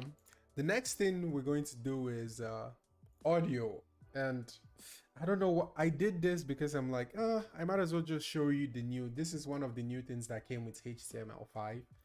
Is just, you know, you can embed an audio. And right now I actually don't have an audio file. I wish I had one to show, but I can easily get it. Now, to write an audio, we have to, audio is opening and closing. Audio is, you have to create the opening and the closing tag. And one of the attributes it takes is controls. Now, without showing you what it does, controls is a boolean. When you see an attribute that's just controls and there is nothing being passed to it, it means it's either true or false, like the way required was. So we are saying the controls should be true. And what it means is we're telling the browser to show the controls, where the default controls is like play, pause, seek, volume. That's what it does. So since we've created this, if we save and refresh our page, we will see an audio element, the default audio elements that's presented by the browser. Now, if I were to take out the controls, or if I were to make the controls to be false, you wouldn't see it because we did not specify that, you know, that should be visible to the user. So that's what the controls does. Now, how do we put in the source of the audio file? We send it the, what's it called, source element. Now, think of the source element to be exactly, think of it like what's it called, the image tag. Think of it as the image tag, where the source element, you pass in the source src, and you pass in the file path to the audio file. How do we get an audio file? Let me see.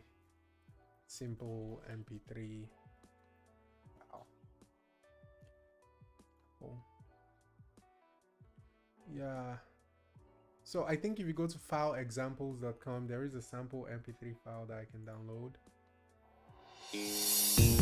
Oh, yeah, that's it. I want this.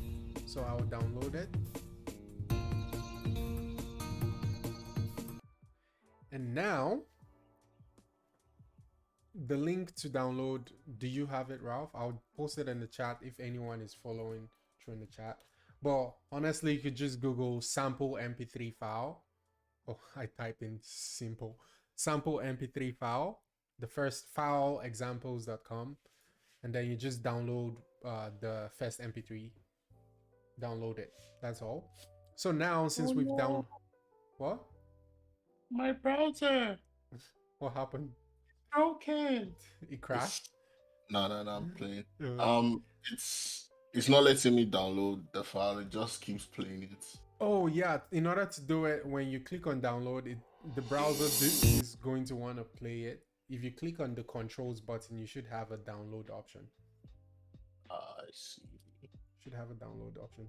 You could also, oh yeah. Yeah, where was this when I was still Anyways, so we've downloaded the file. Now we need to do something. We need to take that file from our downloads folder to our programming folder. But let's go to the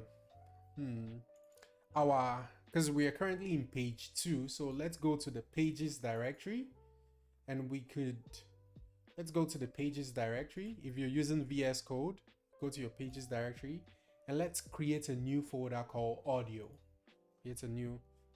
Let's call it media, not audio, because we're going to do the same for video. We'll call it media. And in our pages directory, we should have a media folder.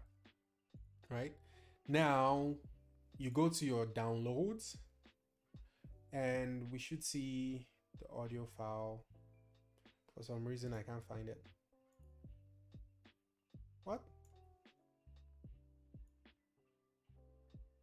Where did it download it to then?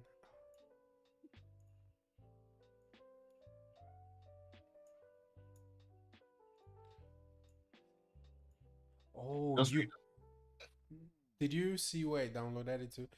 In mine, I created the folder while downloading it. So I created a folder within the whole HTML. Oh, okay. Oh yeah. So is it under the pages directory? For me, I did it that way. Right. So like I created the folder while downloading the file. Oh, okay. Oh, okay. But for those who didn't, if you download the file, it might either be in your music directory or in your downloads folder. So since it's in my downloads folder, I can just simple, easy. I could copy it, drag it, and drop it in my media folder from in VS Code. So drag and drop, and it just copies it there. And VS Code does this thing where it automatically opens the file, but it's a bind. It's like not supported, so I can just close it. Let's actually rename the file also. I forgot we should do that first. Let's rename it to audio.mp3. Now, adding the file is as simple as what we did with the images and linking pages. All we just need to do is, for the source, we find the path, which is dot slash, I'm just going to take this, dot slash, go to the media directory, and we select audio.mp3. The type, we say is an audio file and mpeg. The type, I think we can, let's just do audio slash, for the type you do audio slash mpeg. But I think we can actually take this out and it should still work. The browser should be able to understand what type the file is. But if you see on my screen, I have your browser does not support, after the source tag, I have your browser does not support the audio elements. This is a fallback text that will be displayed if someone visits your site that has this audio element, but their browser is so old that it doesn't support this. Which honestly, it's 2021, and if that happens, then 22, like, yeah, the world is what's it called? We've gotten it all wrong. Now, if I hit play, when we save and refresh and hit play, pause, it works. I can reduce my volume, I can mute it. I can also change the playback speed. So this will definitely be different depending on the browser you're using. Let me see if I can try it. The design of the audio elements will be different. Let me try it using what's it called, Mozilla Firefox. So if you look at Firefox, this is the basic design for the audio elements, right? So depending on the browser you're using, it's going to be different. I believe Edge is also the same. It should be like Chrome's, it's Chromium based, right? Yeah, Edge. Yeah, Edge is the same since it's Chromium. Yeah. So you can also, when you even compare like the input element and how everything looks, you can see that, oh yeah, there is some little differences here and there with just the contrast, and it's also going to be different on mobile also. Yeah, thanks for that, Rocker. So there is that, and I believe one of the another attributes we can add to the audio element, I don't know if, yeah, the autoplay, that is also a boolean value, true or false. So I'm just gonna put in autoplay. The name is descriptive. That once I refresh my browser, oh, it doesn't work. I thought, Yeah, well, mine did. yours did. Yeah. Yeah, let me try refreshing. Oh, I did not save. No. Oh wait, nah. When I saved it did, but browsers now have preferences for autoplay. Oh, Shit. oh yeah. Oh yeah. I think, you know what? My Chrome, because you could switch that flag on or off, right? I think I saw there was a time where it's like, Chrome. yeah, you could switch it on or off where it's like, oh, do you want any website that has autoplay enabled to this, and I was like, oh, you know what? I hate this feature so much, so I disabled it generally for Chrome. Let's see our no, same thing. Yeah, maybe it's most browsers Oh, then. so when I was looking at the site settings for Mozilla, the default is blocked because I also selected that. So if I were to do allow audio and video and refresh it, it just automatically plays it. But you know what? I don't want autoplay. If you have autoplay in your website, I think if it's not for a background video, then you probably, I don't know. I want to curse, but let's just forget about it. Next element we're gonna talk about is autoplay and no controls. Oh my gosh. If you have autoplay and no controls, I'm Is that definitely possible? cursing you. I'm Is that definitely. possible? Oh yeah. Because Okay, the so let's moment see you if we take, remove yeah, take out the the controls controls. and have autoplay. Wait, where is it? You can't see it because the controls Wait, is so it, it's just going to be playing in the it's just going to background? be playing in the background. Yeah. Autoplay and no controls, you're definitely cursed. I curse. Yeah. Anyways, the next element I believe is video. And video, we don't have a video to test it, but I'll just accept the suggestion by GitHub Autopilot here. And it's, look at the difference between audio and video is this is honestly the same thing. And the source is the same thing when you think the same format, you know, we're just playing video.mp. You're only playing an MP4 clip, and you also have the autoplay, what's it called, flag or attribute to be able to what's it called, automatically play the video when the user comes to your site, and the fallback text paragraph as usual. I have an injury at the back of my tongue, so talking is a little bit difficult for me right now, or saying Yeah, words. sorry. So your browser does not support the video element. Yeah, always make sure you put that. If not, if a user whose browser doesn't support it, they navigate to your website and they don't see it, it's Oh going to be. shit. You just tried it with a sample video, I believe, eh? No, I just randomly. Oh, never mind, never mind. Just ignore me. Go Okay. ahead. Well, yeah, and the last one is link. I think I added this last minute because it was interesting, and I don't know how to describe link because, oh, actually no, link. Welcome to CSS. That is how I'll just start with link. But we're going to come back to link because you're going to learn a lot from link. Oh, because we're going to learn CSS pretty much. Now,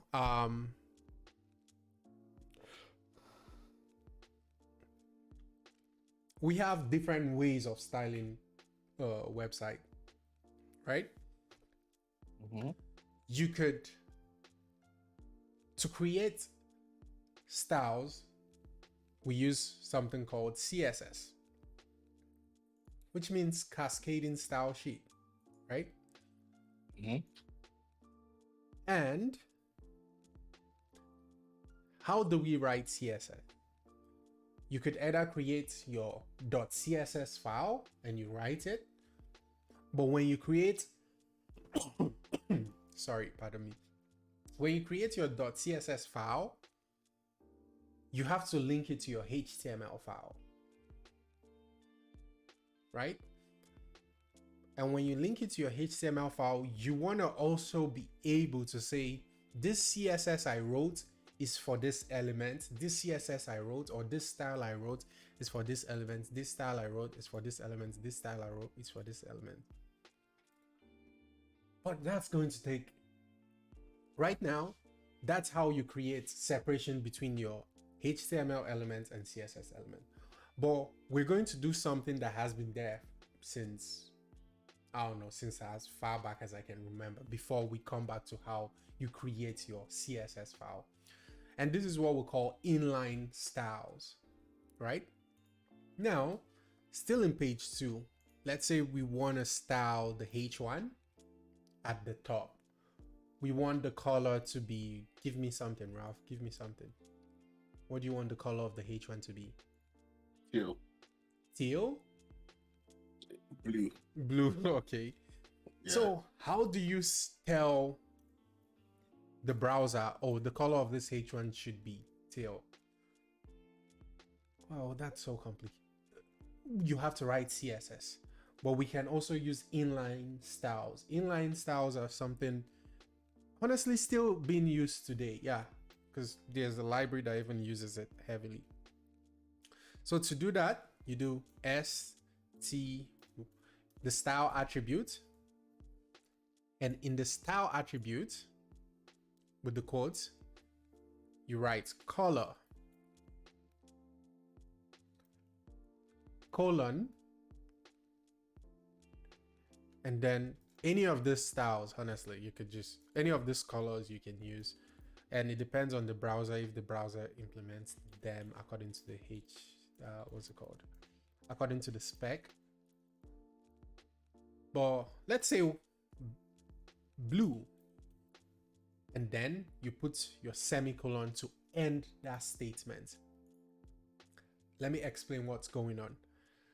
This from year to year is pretty much the CSS, but we're doing this inline, and it's called inline because we are writing it in the same line as our HTML, right? We're writing it in the same line as our HTML. So to tell the browser that the color of the H1 should be blue, we write the style attribute. We use the style attribute, and in the style attribute, we write the name of the style we want to apply, which is in this case color. And then what's the value of the color? We use the semicolon to describe the value. In this case, it is blue, right? And then we use semicolon to finish the statement. When you save it and you refresh, you're going to see that the color of the H1 tag is blue. Now, wait, hold on, I must have fucked up somewhere, because I can't seem to get my code in that line to recognize the color. So I'm going to space this out so that you can see. No, don't. What's going on? Let me see. I could actually break this down so that the viewers can see. No, I get it, but like, am I missing something? Because everything's okay. Color.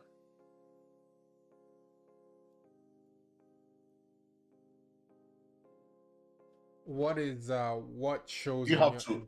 Do you have to install? Yeah, that doesn't make sense. You shouldn't have to install colors to be able to access it. Wait, what's the issue? Because Does when I click on the is it colon, the two dots after color, it suggests about like 3 colors, but it doesn't work after that. Yeah, the drop down shows only 4 colors, and 3 of them are in code. Oh, I was going to get to that. Just type in BLUE. Also, ignore that my what's it called? My VS Code shows the color right here. That's because I believe I have a. This was a long time ago. I installed an extension or a plugin that does that for me so that I can know, and I'll explain why I did that. Or if you just type the word blue and then you put your semicolon right after, it should, and you save that, you should see the blue color in the browser. But now, we as developers, we don't use this because you are depending on the browser to implement this specific color. And sometimes you want, sometimes you want colors that are not describable, right? So I'm just going to Google a color wheel. Now let's say I'm using this website, canva/colors/color-wheel. I'll post it in the chat if there's anyone following that needs it. Now, the color wheel is just a spectrum of different colors and their different shades, and so sometimes you're like, I want blue, but I want a light blue of this specific spectrum, not I want it of this specific spectrum. And the way we do that is we have to tell the browser the color code for that specific color. And there are different ways of even telling the browser the specific, because there's some colors that have different opacity levels. Like it's a lot more transparent than you want to there are some colors you just want a lower transparent value for that, and there's some colors. So as a result, there are different ways to tell the browser what color we want, and this is where the color code comes into play. So say I wanted black, right? I'm going to delete the blue. If I wanted a black color, I would do hash. The basic way, you start with hash and then 0 0 0 0 0 0. So 6 zeros. If I save that and refresh the page, I should see the text color is back to black. The H1 tag is back to black. And now the interesting thing here is, okay, what if something to note down is it is 6 6 zeros, and those 6 zeros could either be A to F or 0 to 9. So I could say the first 0 should be F, the second one should be A, the third one should be B, the fourth one should be 0, the next one should be 1, the next should be 2. Because like I said, each of those 6 digits can either be 0 to 9 or A to F. And when I did FAB012 and I save it and refresh the browser, see the color is something that looks like yellow. And there are various shades of yellow. There is a mathematical way to be able to understand exactly what each of this individual. Yeah, nah. I'm just going to use Canva. That's long. So, like the Canva color wheel, yeah, hexadecimal of Rgb. Exactly. I was going to say mostly use color pickers to get the value you want. Exactly. So, you know what? Rgb posted this, which is really good. It is the RRGGBB. So it's red. The first two is for red, the second two is for green, and the last two is for blue.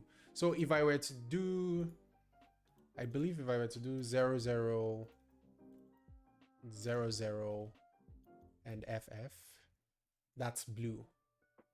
So 0 meaning the lowest, because it goes 0, 1, 2, 3, 4, 5, 6, 7, 8, 9. A, B, C, D, E, F. That's hexadecimal, right? So when I say 0, 0 for red, means nothing on the red scale. 0, 0 for green, don't add any green. FF for blue, meaning I want you to, it should just only be blue, right? So at the end of the day, that just creates a blue color. So I think this takes us back to like early days of school when you learn your primary and your secondary color. So you can decide, oh, you know what? I want purple. What's it called? When you What mix combination of colors? Yeah. what combination of primary colors gives you purple? I think it's You see, the red. thing is, I was sleeping in class when they taught that. So I think it's red and oh. But which pink, one? Orange? Pink. Green. Pink. Green and blue Pink should gives. be. Oh no. You see, that's why you just use the Canva. This Oh yeah. green and wait for There pink. is- That should there is be like- red and blue. I don't remember what it is, but I think it's red and blue. red and blue. Yeah, but it has to be less Less blue, of more red. less blue, more red. So oh my gosh. So let's take this down to be like 9, 9.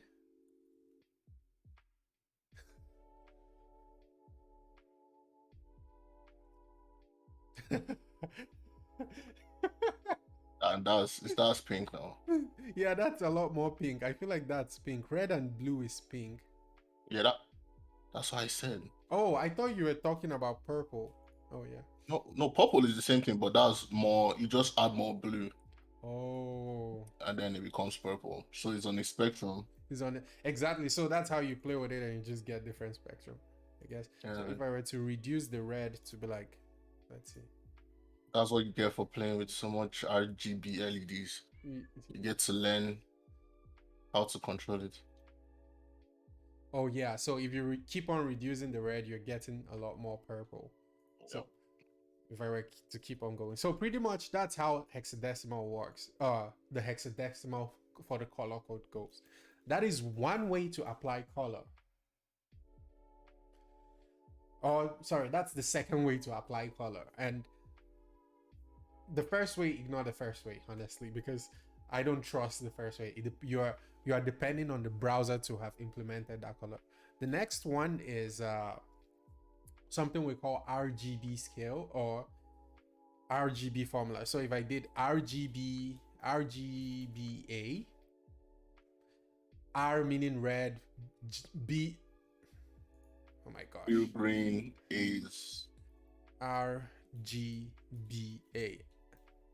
Yeah, R, red, green, blue. A means alpha, and you use your alpha to control opacity, but it is a formula. Wow, this man has moved from coding to physics. Why are we talking about just alpha? To explain, it's just you will get it soon. So how do you do that? Honestly, I probably shouldn't have taught you this because Yeah, fam, this is long. We went from Yeah, how do you change the color of something with styling in HTML? Now this man is like, nah, RGB, red, green, blue, and alpha. Nah, go back. Just clear that line. Just let's clear that let's line. When but we get to this stage, we'll deal with it. you know what, I'll show you hopefully later in the future we'll get to it. But Yeah. RGBA is just a function over, and it's so red, green, blue, alpha, and it's a function. We call it a function because it takes 4 arguments. So the 4 arguments is just numbers between 0 to 255, except the last one, which is between 0 to 0.9. So just to write it, if I want it to be black, it should be 0, comma 0, comma 0, and Man, this guy's doing binaries. Why am I seeing nah? and 1. So if you look at this, it's still black. Oh, It's still I black. think I know what this is. Yeah. Okay. You're getting I it. get So it it's now, just yeah. RGB. So it's 0 red, 0 blue, and 0 green. 0 green and 0 blue. So red is 0, green is 0, blue is 0. But the last one being 1, right? It's the opacity. Think of it. Don't think of it as alpha. Just think of it as opacity. Do you want something? Do you want the black to be translucent, or do you want it to be completely transparent? So if I made it to be 0.5, and we go, this is not a really good example to show that, but you see that it's not completely black. Do you see that? Yeah, I see the use function. Yeah. So that's how you control opacity. You control transparency. That's what. So it's between 0 to 1. That's all you use. And that's it for colors. Now, let's say we want to have we've been able to style the color, right? We've been able to style the color. What is another function you want me to add? Think of another style you want me to add to the text. Yes. Yeah, to the... Can you change the font? Yes, I can. But now, you're the one choosing I don't like the way you're laughing, honestly. you chose, you keep choosing some of the ones that can be overcomplicated. But I will break it down into something simple, right? Which is to add the font, right? Oh my gosh, how do I? Looks like I'll disable freaking Copilot. You know what? Don't worry. I think I was. But anyways, I was just want to shooting show for the you. stars, and I went and shot to another galaxy. Yeah, he said background color. Yeah, let's color. Yeah. So we want to make the background color. You know what? Thanks for that one, Rgb. Want to make the background color for this whole text, right? So remember, I was teaching you inline styling. You're adding the style with the HTML in the same file, right? So we can do this. After the reason we need the semicolon after we actually need it to be able, so that the browser knows, okay, we are done adding the property. We give space and we write background dash color. The color is spelled the American way. Keep that in mind. And we can make the background color aqua, or let's use our hexadecimal, and I'll just do 5. Oh, thanks for the follow, Spolanco. Spolanco. I wanted to show you something cool about. You remember the hexadecimal? Do you remember the hexadecimal? If you have, let's say we were making the background color black, so it's all 0, right? You have to type all the 60. There is a shorthand form. Instead of you to just repeat everything, just do it 3 times. So 0, 0, 0. It's going to repeat it for the red, the blue, and the green. So if you had the same value for each of the spectrum, so red, green, and blue, if you had the same value, just write it 3 times. So white is FFF. So you could do FFF, or you could write FFFFF 6 times. So that's the shorthand form.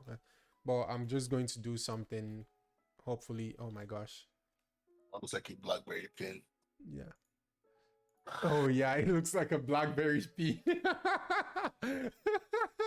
R.I.P. BlackBerry. Yo.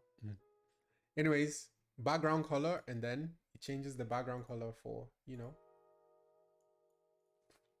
But now we are complicating our HTML, or some people have issues with this because it could be difficult to read. Like everything is in one line, color, colon, all within quotes, color, colon. Then you have your color, your semicolon, space, another CSS attributes. So these are all CSS attributes. And if you look at the doc,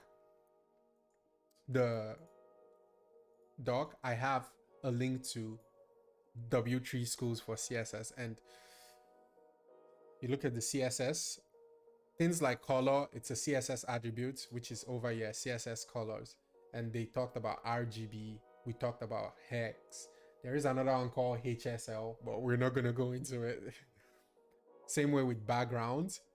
You can have background picture, you can have background color. Same way with margin, if you want space between the elements.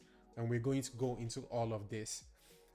But beginning to write all of this property into this, if we were to write all of this, you know, CSS definitions or CSS properties in this style, it's going to take us a lot of time. So since I don't want to do that, and it's going to be so messy, not even a lot of time, it's going to be so messy. Since I don't want to do that, this is where the link tag comes into place. The link HTML tags goes in between your head, in your head tag, the opening and closing. What it does is you can link a CSS file that you've created and tell it the CSS file location. So if you look over here, we can create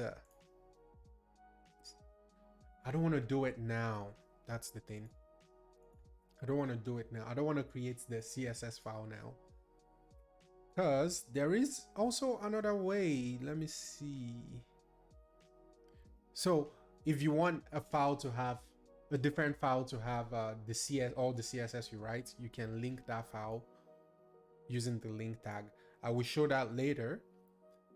But there is a style tag. Yeah, this is the style tag I was looking for. So now what the style tag does is, rather than us linking a HTML file, we can legit just write our CSS in the same HTML file, right? But it is not inline. Inline is, it's going to be in this element. The style tag takes it away from the element, it takes it away from being inline, and then we put it in our head, and in between our head, what's it called, tag, and we just write style. Oh my gosh, the cat is just, hold on a second, people. Oh. What's up, Pasha? Ooh, okay. So where were we? We were, yeah, we added the style tag in between the head, HTML element. And now, please give us, oh, thanks, Ralph. So now we can write our CSS here. We can write everything here. But if we're to write our CSS, right, we need a way to tell it, I'm writing this style. You should use this style for this HTML element. You should use this style for this HTML elements. Because if I were to write, oh, a style now, background color, this, that, where is it going to apply it to? You want, if I wanted to only select, if I only wanted to, what's it called? Style the H1. Oh, my tongue. So I need a way to select the H1 element to say, this is where you are targeting the style to. Now, oh my gosh, Wait, is CSS. this, are we starting to get into CSS? We are in CSS. Oh, okay. So here's what happened. Yeah, we'll end it for today. We'll end it for today. That's what I was going to Cause, say. cause I can feel my head getting a bit hot. We'll end it for Right? today. This is proper CSS. Yo, Yeah. let me. Mans was about to casually transition into CSS. Like, oh, like yeah. We say yes. Yes, please. You guys, this nobody else. This is Yeah, too much. fam. So I got into the groove because oh my gosh, CSS. This man was talking about hexadecimal colorings. Like, yeah, nah. um, I'm just going to add more link into this. Because with CSS, you need to you need to know what you are styling, like which of the HTML elements you're styling. Because of that, they created something called Css Selectors, and then it's like doing the color styling was fun though. Oh yeah, they created something called Css Selectors, and it's like, oh, this is how you select this element, and there is levels to the selecting. CSS stands for cascading style shit. Abraham, Abraham. I understand you're getting into the groove, yeah. I understand, like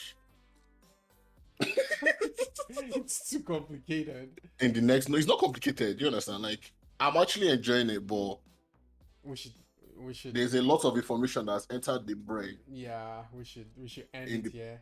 It's 2 hours and 30 minutes. Like Oh even yeah, class in you know what? I totally forgot about time. class in U of M doesn't run this long, to be honest. So yeah. So we'll I just got, end it I got, here for this thing. Then I got next, excited there. yeah, no, it's cool. Like I'm happy that you're excited to teach us, Oh honestly, my, because we're yo, excited to learn as well. I'm glad. I'm glad. Yeah. So far, though, any questions? Not for me though. So okay, this is not related to what we just did per se. Mm-hmm. Like, how do you personally have all this information stored in your head? Is it due to like having to use all this over years to like Yes, make software, or you just cram it, or like yes, and semi yes. Yes, in the sense that the more you use it, the more you understand, and the more you're like, oh yeah, to do this, I've used it before. It's this way. The other way is honestly just practice. You see a website, you just practice with it. You just practice with it. That kind of thing. What I'm going to do is next Tuesday, right? On Tuesday, what we're going to do is we're going to build this project, right? And how we'll go about it is destructuring the HTML. We'll write the HTML, and by the time we write the HTML, I would try to get you to lead me towards writing it. That way you are thinking of, oh, you've done a header before. How do you write a header? H1. How do you write this? You'll get into that groove. So that's what I'm going to try to do. And honestly, that's how you gain mastery. Is just trying to, for example, Netflix. You look at Netflix website and you're like, I just want to write the HTML and CSS. Let it look like Netflix. You get? By the time you've gone through it. And the other aspect is, for example, let's say you wanna change. Okay, actually,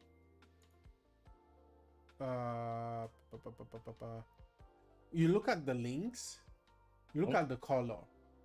And for some weird reason, the browser, when it makes the links, when you add a link, it's underlined. You want to make it not be underlined. You can just Google how to make anchor tag not underlined.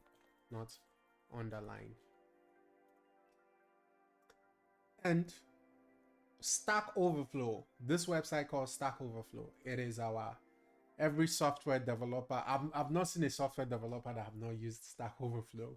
This is our Lord and Savior. This is where we write our problems, and honestly, you also see some other website. Like the first one over here is like what Microsoft. I don't know how Microsoft have that, but you see how to remove underline from anchor tag or links, and then you click on it, and this is someone asking the question, and it says, oh, use CSS, and this is the CSS property, text decoration none. So you keep on doing this, you challenge yourself towards building what's it called, a copy of a website, to try replicate the design of a website on your local system, and then when you get stuck, you Google, oh, what HTML tag should I use for this, or how to create this, and before you know it, you're getting what's it called, you gain mastery. Learning how to search or find documentation, looking at previous projects. Actually, looking at previous projects, but these elements are used all the time. There's a limited number of things used a lot. Oh yeah. Then learning how to find out more info, aka Google skills. Yeah, Google skills is a whole different thing. You know, we're going to learn all together. And I actually wanted to do how to center a and now it's like 11 ways to center a div or a text in a div in CSS. How to like, it's, trust me, you are going to have that issue of how do I make this center, or how do I make. Google is your best friend, and you know, knowing how to, you know, you look at it and then you Google and you, oh, Stack Overflow. Free Code Camp is also a good source for uh, things, programming and learning of that sort. People write blog posts about it, and then you can just read, and it's like, oh, you write your HTML and then you write your CSS, and then it's like bam bam bam bam bam bam. And with time, you keep on doing it, trying to imitate websites, you get it. Here is something also interesting. You see a website and you just want to know what the HTML and CSS looks like. You use Chrome DevTools. When you open your DevTools, I'm going to show you later how to use it. This is all the HTML. As you can see, the HTML, and they have the body, and now these guys use Next. They use a framework, so it is completely different. But you can click on this and you're like, oh, I want to see how they design just this header. When you click on it, when you click on this and it shows like the hover and it selects this, you click on it, this is the header, and then you can see, oh, this is the HTML structure. It has a div first, and it has the div has another div for this, and it has another div, you get. And all of this is with time and with experience and just trying to figure things out. So there is no cramming. It's just experience. It's just, there is no like you have to cram. Oh yeah, it's very, the debugger is like, because sometimes you're like, why is my style not working? And these are all the CSS. And I was saying earlier that like CSS has the thing where it's like, if you do this and you do this, it's going to take this because this seniors this kind of mentality, right? So you can see, oh, it's inherited these styles from this, it inherited all of that. Wow, this would be a 6-hour class at some point in the future. Oh, no, inspecting code is not. I'm not saying it's not that complicated, to be honest, but it's not that complex. At least from what me have learned. I don't know about you guys. So you would, no worries. We're going to have fun. Lord Jack, this is so much fun. Because by the time you start getting used to CSS and understanding the tricks, honestly, if you find anyone that says they know HTML and CSS, what's it called, from top to down, they're lying. Like, they're lying. Take permission from them to slap them for lying. Because that's a oh my god, that's a fucking big lie. Because no one knows every freaking thing. I Google a lot, you know. So you could honestly inspect, just right click on the web page and inspect. Some some websites block the right click. You could use Control-Shift-I for Windows to open it, or you could go to the Chrome menu and look for more tools and developer tools, and it opens it. For some people, I believe the position of the developer tools could be at the bottom, and then you can just look at what their HTML looks like. You can find, oh, this script HTML, what does it do? It's just JavaScript. That's how you add JavaScript to it. You keep opening the HTML and you're like, oh, what does the section HTML do? You Google it, like, what does it? And then you understand, oh, these are exactly the things it does, and that's how you learn. It's fun. It's just fun. Think of it like, oh, you're some hacker. Because apparently there was what's it called? A news in is it Michigan? I think it was in Michigan. Michigan site hack or something like that, where someone went to a government website and they just did inspect to see, and they saw that they were actually putting sensitive information in the HTML. And like, you put sensitive information, like, oh, you can put the users, when you go to a website that shows you your birth date, for example, Facebook and all of that, but it's only yours. But they were putting other people information in the, but it was all hidden. And this was social security number. And the freaking governor is like, that is hacking. Legit, this is not hacking. Because this is visible. This is nowhere hacking. This is what you're telling the browser to display. So how is that hacking? It's not hacking. We developers, we use this to make sure what we are doing, works. And I can actually change things using the dev tools. You can, for example, let's say, let's take this text. I select it. I expand it. I see, oh, want to know what colors look like? I see this is what I can double click on it, delete it, and put my own gibberish and hit enter. And then the browser is going to update it. So, yes. So people also do tricks like, let me do something. I'm going to do something. 1 second.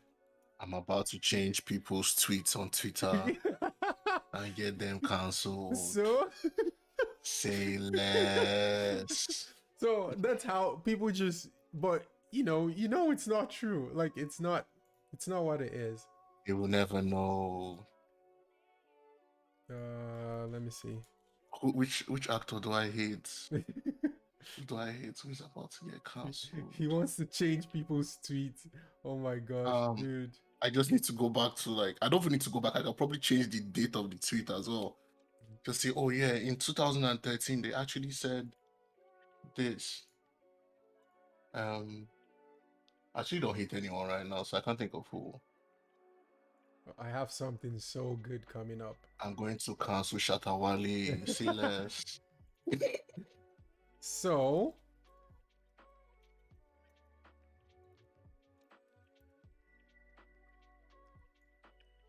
hey fellas, this is my bank account.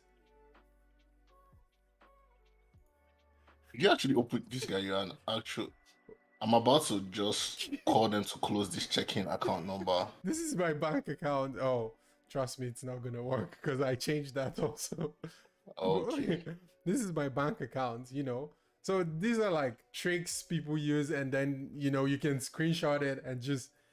All I just did was change the value over here. That's all I did. I'm about to become so the next Nigerian prince. You can get creative, just playing with it, getting a feel. To what end, my brother? Lord Jack asks, to what end, my brother? The end of the day, exactly, changing screenshots. That's why you can't trust those screenshots. Exactly. I never trust screenshot. Like, I prefer seeing the link to believe that, oh yeah, this is real. So, but at the end of the day, all of these fun things you're doing, you're getting a better understanding of, inspecting the element. You're just getting a feel of the tools and everything. So that's it for today. Go have fun, people. Go have fun. Okay. Wow. That was a lot. Should I I hope you remind you guys. about this again? No, no, no, no. You don't need to. We can do it different. You can do a different stream again, discussing the income Yeah. for those who need Oh motivation. yeah, we're going to do like But income Lord Jack was interview. here that day, and that's why he's back here again today. Lord Jack. Oh yeah. Nah, you don't need to motivate me twice. I can even see even the small ones I see at the top there. I gotta The rewatch this slowly. 304, 230, that's enough motivation. Yeah. So I got to rewatch this slowly. Like for Yeah, this at Microsoft, it's probably like in no like new students that just joined, that kind of thing. the 100 for new students that Oh yeah, join. like a Okay, student now that say just let's give graduated me and give me joined. 3 years. I'm about to become a new student. I gotta rewatch this The slowly. way Yes, Lord the way Jack, I you will can. the way I will lie on my resume, yeah, I would go on LinkedIn and edit the code and put that I've been a programmer for 17 years and take a screenshot and send it. When you what's it called? When you start doing interviews, it's a whole because they can easily get you on that. It's like they want your references also, right? They want I'll they just want like previous employer references or uh like people who could actually vet the the employer uh, references and they want employer references. They also want something like employer references, so it could be like your manager and colleagues you've worked with, and they do uh, is it a security? They do some sort of security check also a lot of the time. obviously all those kind of if you're going to work for something like Google or Facebook that has all your information, they know you. Yeah, I mean, and a lot of the time these companies like use a service provider for those security reference.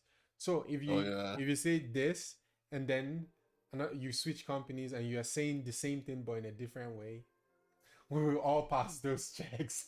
Yeah, if Yeah. flying colors. So once you get the first job as a software engineer, it is easy. Like 3 months after you've gotten it, you update your LinkedIn. Recruiters are going to be in your DM like consistently, like, yo, yo, yo, we're hiring, yo, yo. So looking for a job after that, especially if you're good at your job and everything, it's no problem.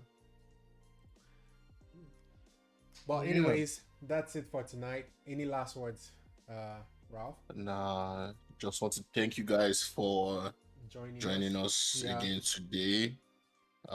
I hope you guys were able to learn as much as I was.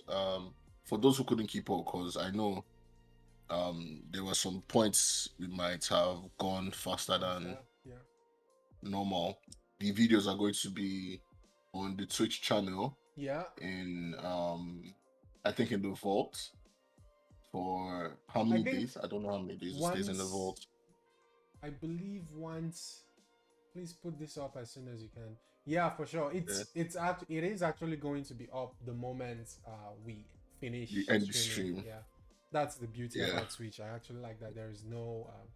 It is going to be up. So if you want to rewatch it on a slower pace, you can. And Yeah. thank And you so then much, eventually everyone, he for would joining. download the video and then post it on Yeah, YouTube as well. thanks for Once the that yeah. is Thanks done, for you the have the sorry, Rocker go Boo. ahead. Thanks for what's it called being an assistant right there. That was Yeah. helpful. Thanks. So seeing as someone rated us, it's only nice if you rated someone else, right? Yeah. But I don't know how to Same do here. I that don't know though. how to read, man. Yo, Rockable, do you know how to rate someone else's? So if do you know anyone you want to rate their Switch? Because the only people I know here slash rate channel. Oh, in the chat. Oh, okay. Let me see who's streaming. I believe what was his name?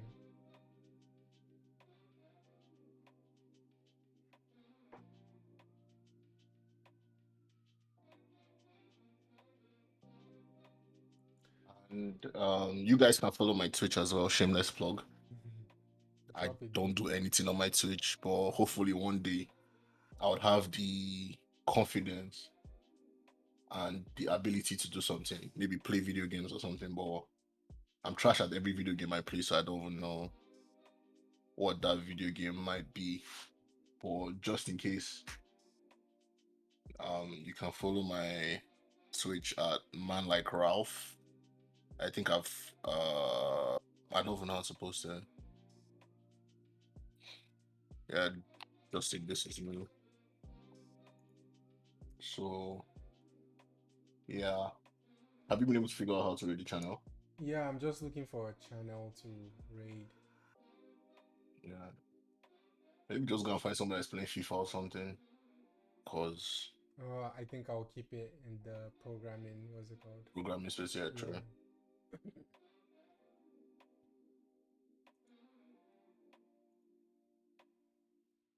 Hello creation. Ooh. Yeah, Rockable recommended someone. Oh yeah. Yeah, Hello creation. Hello creation. Yeah, let's do that. Let me see who that is first.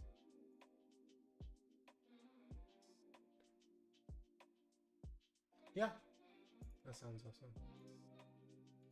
So /raid. So do I just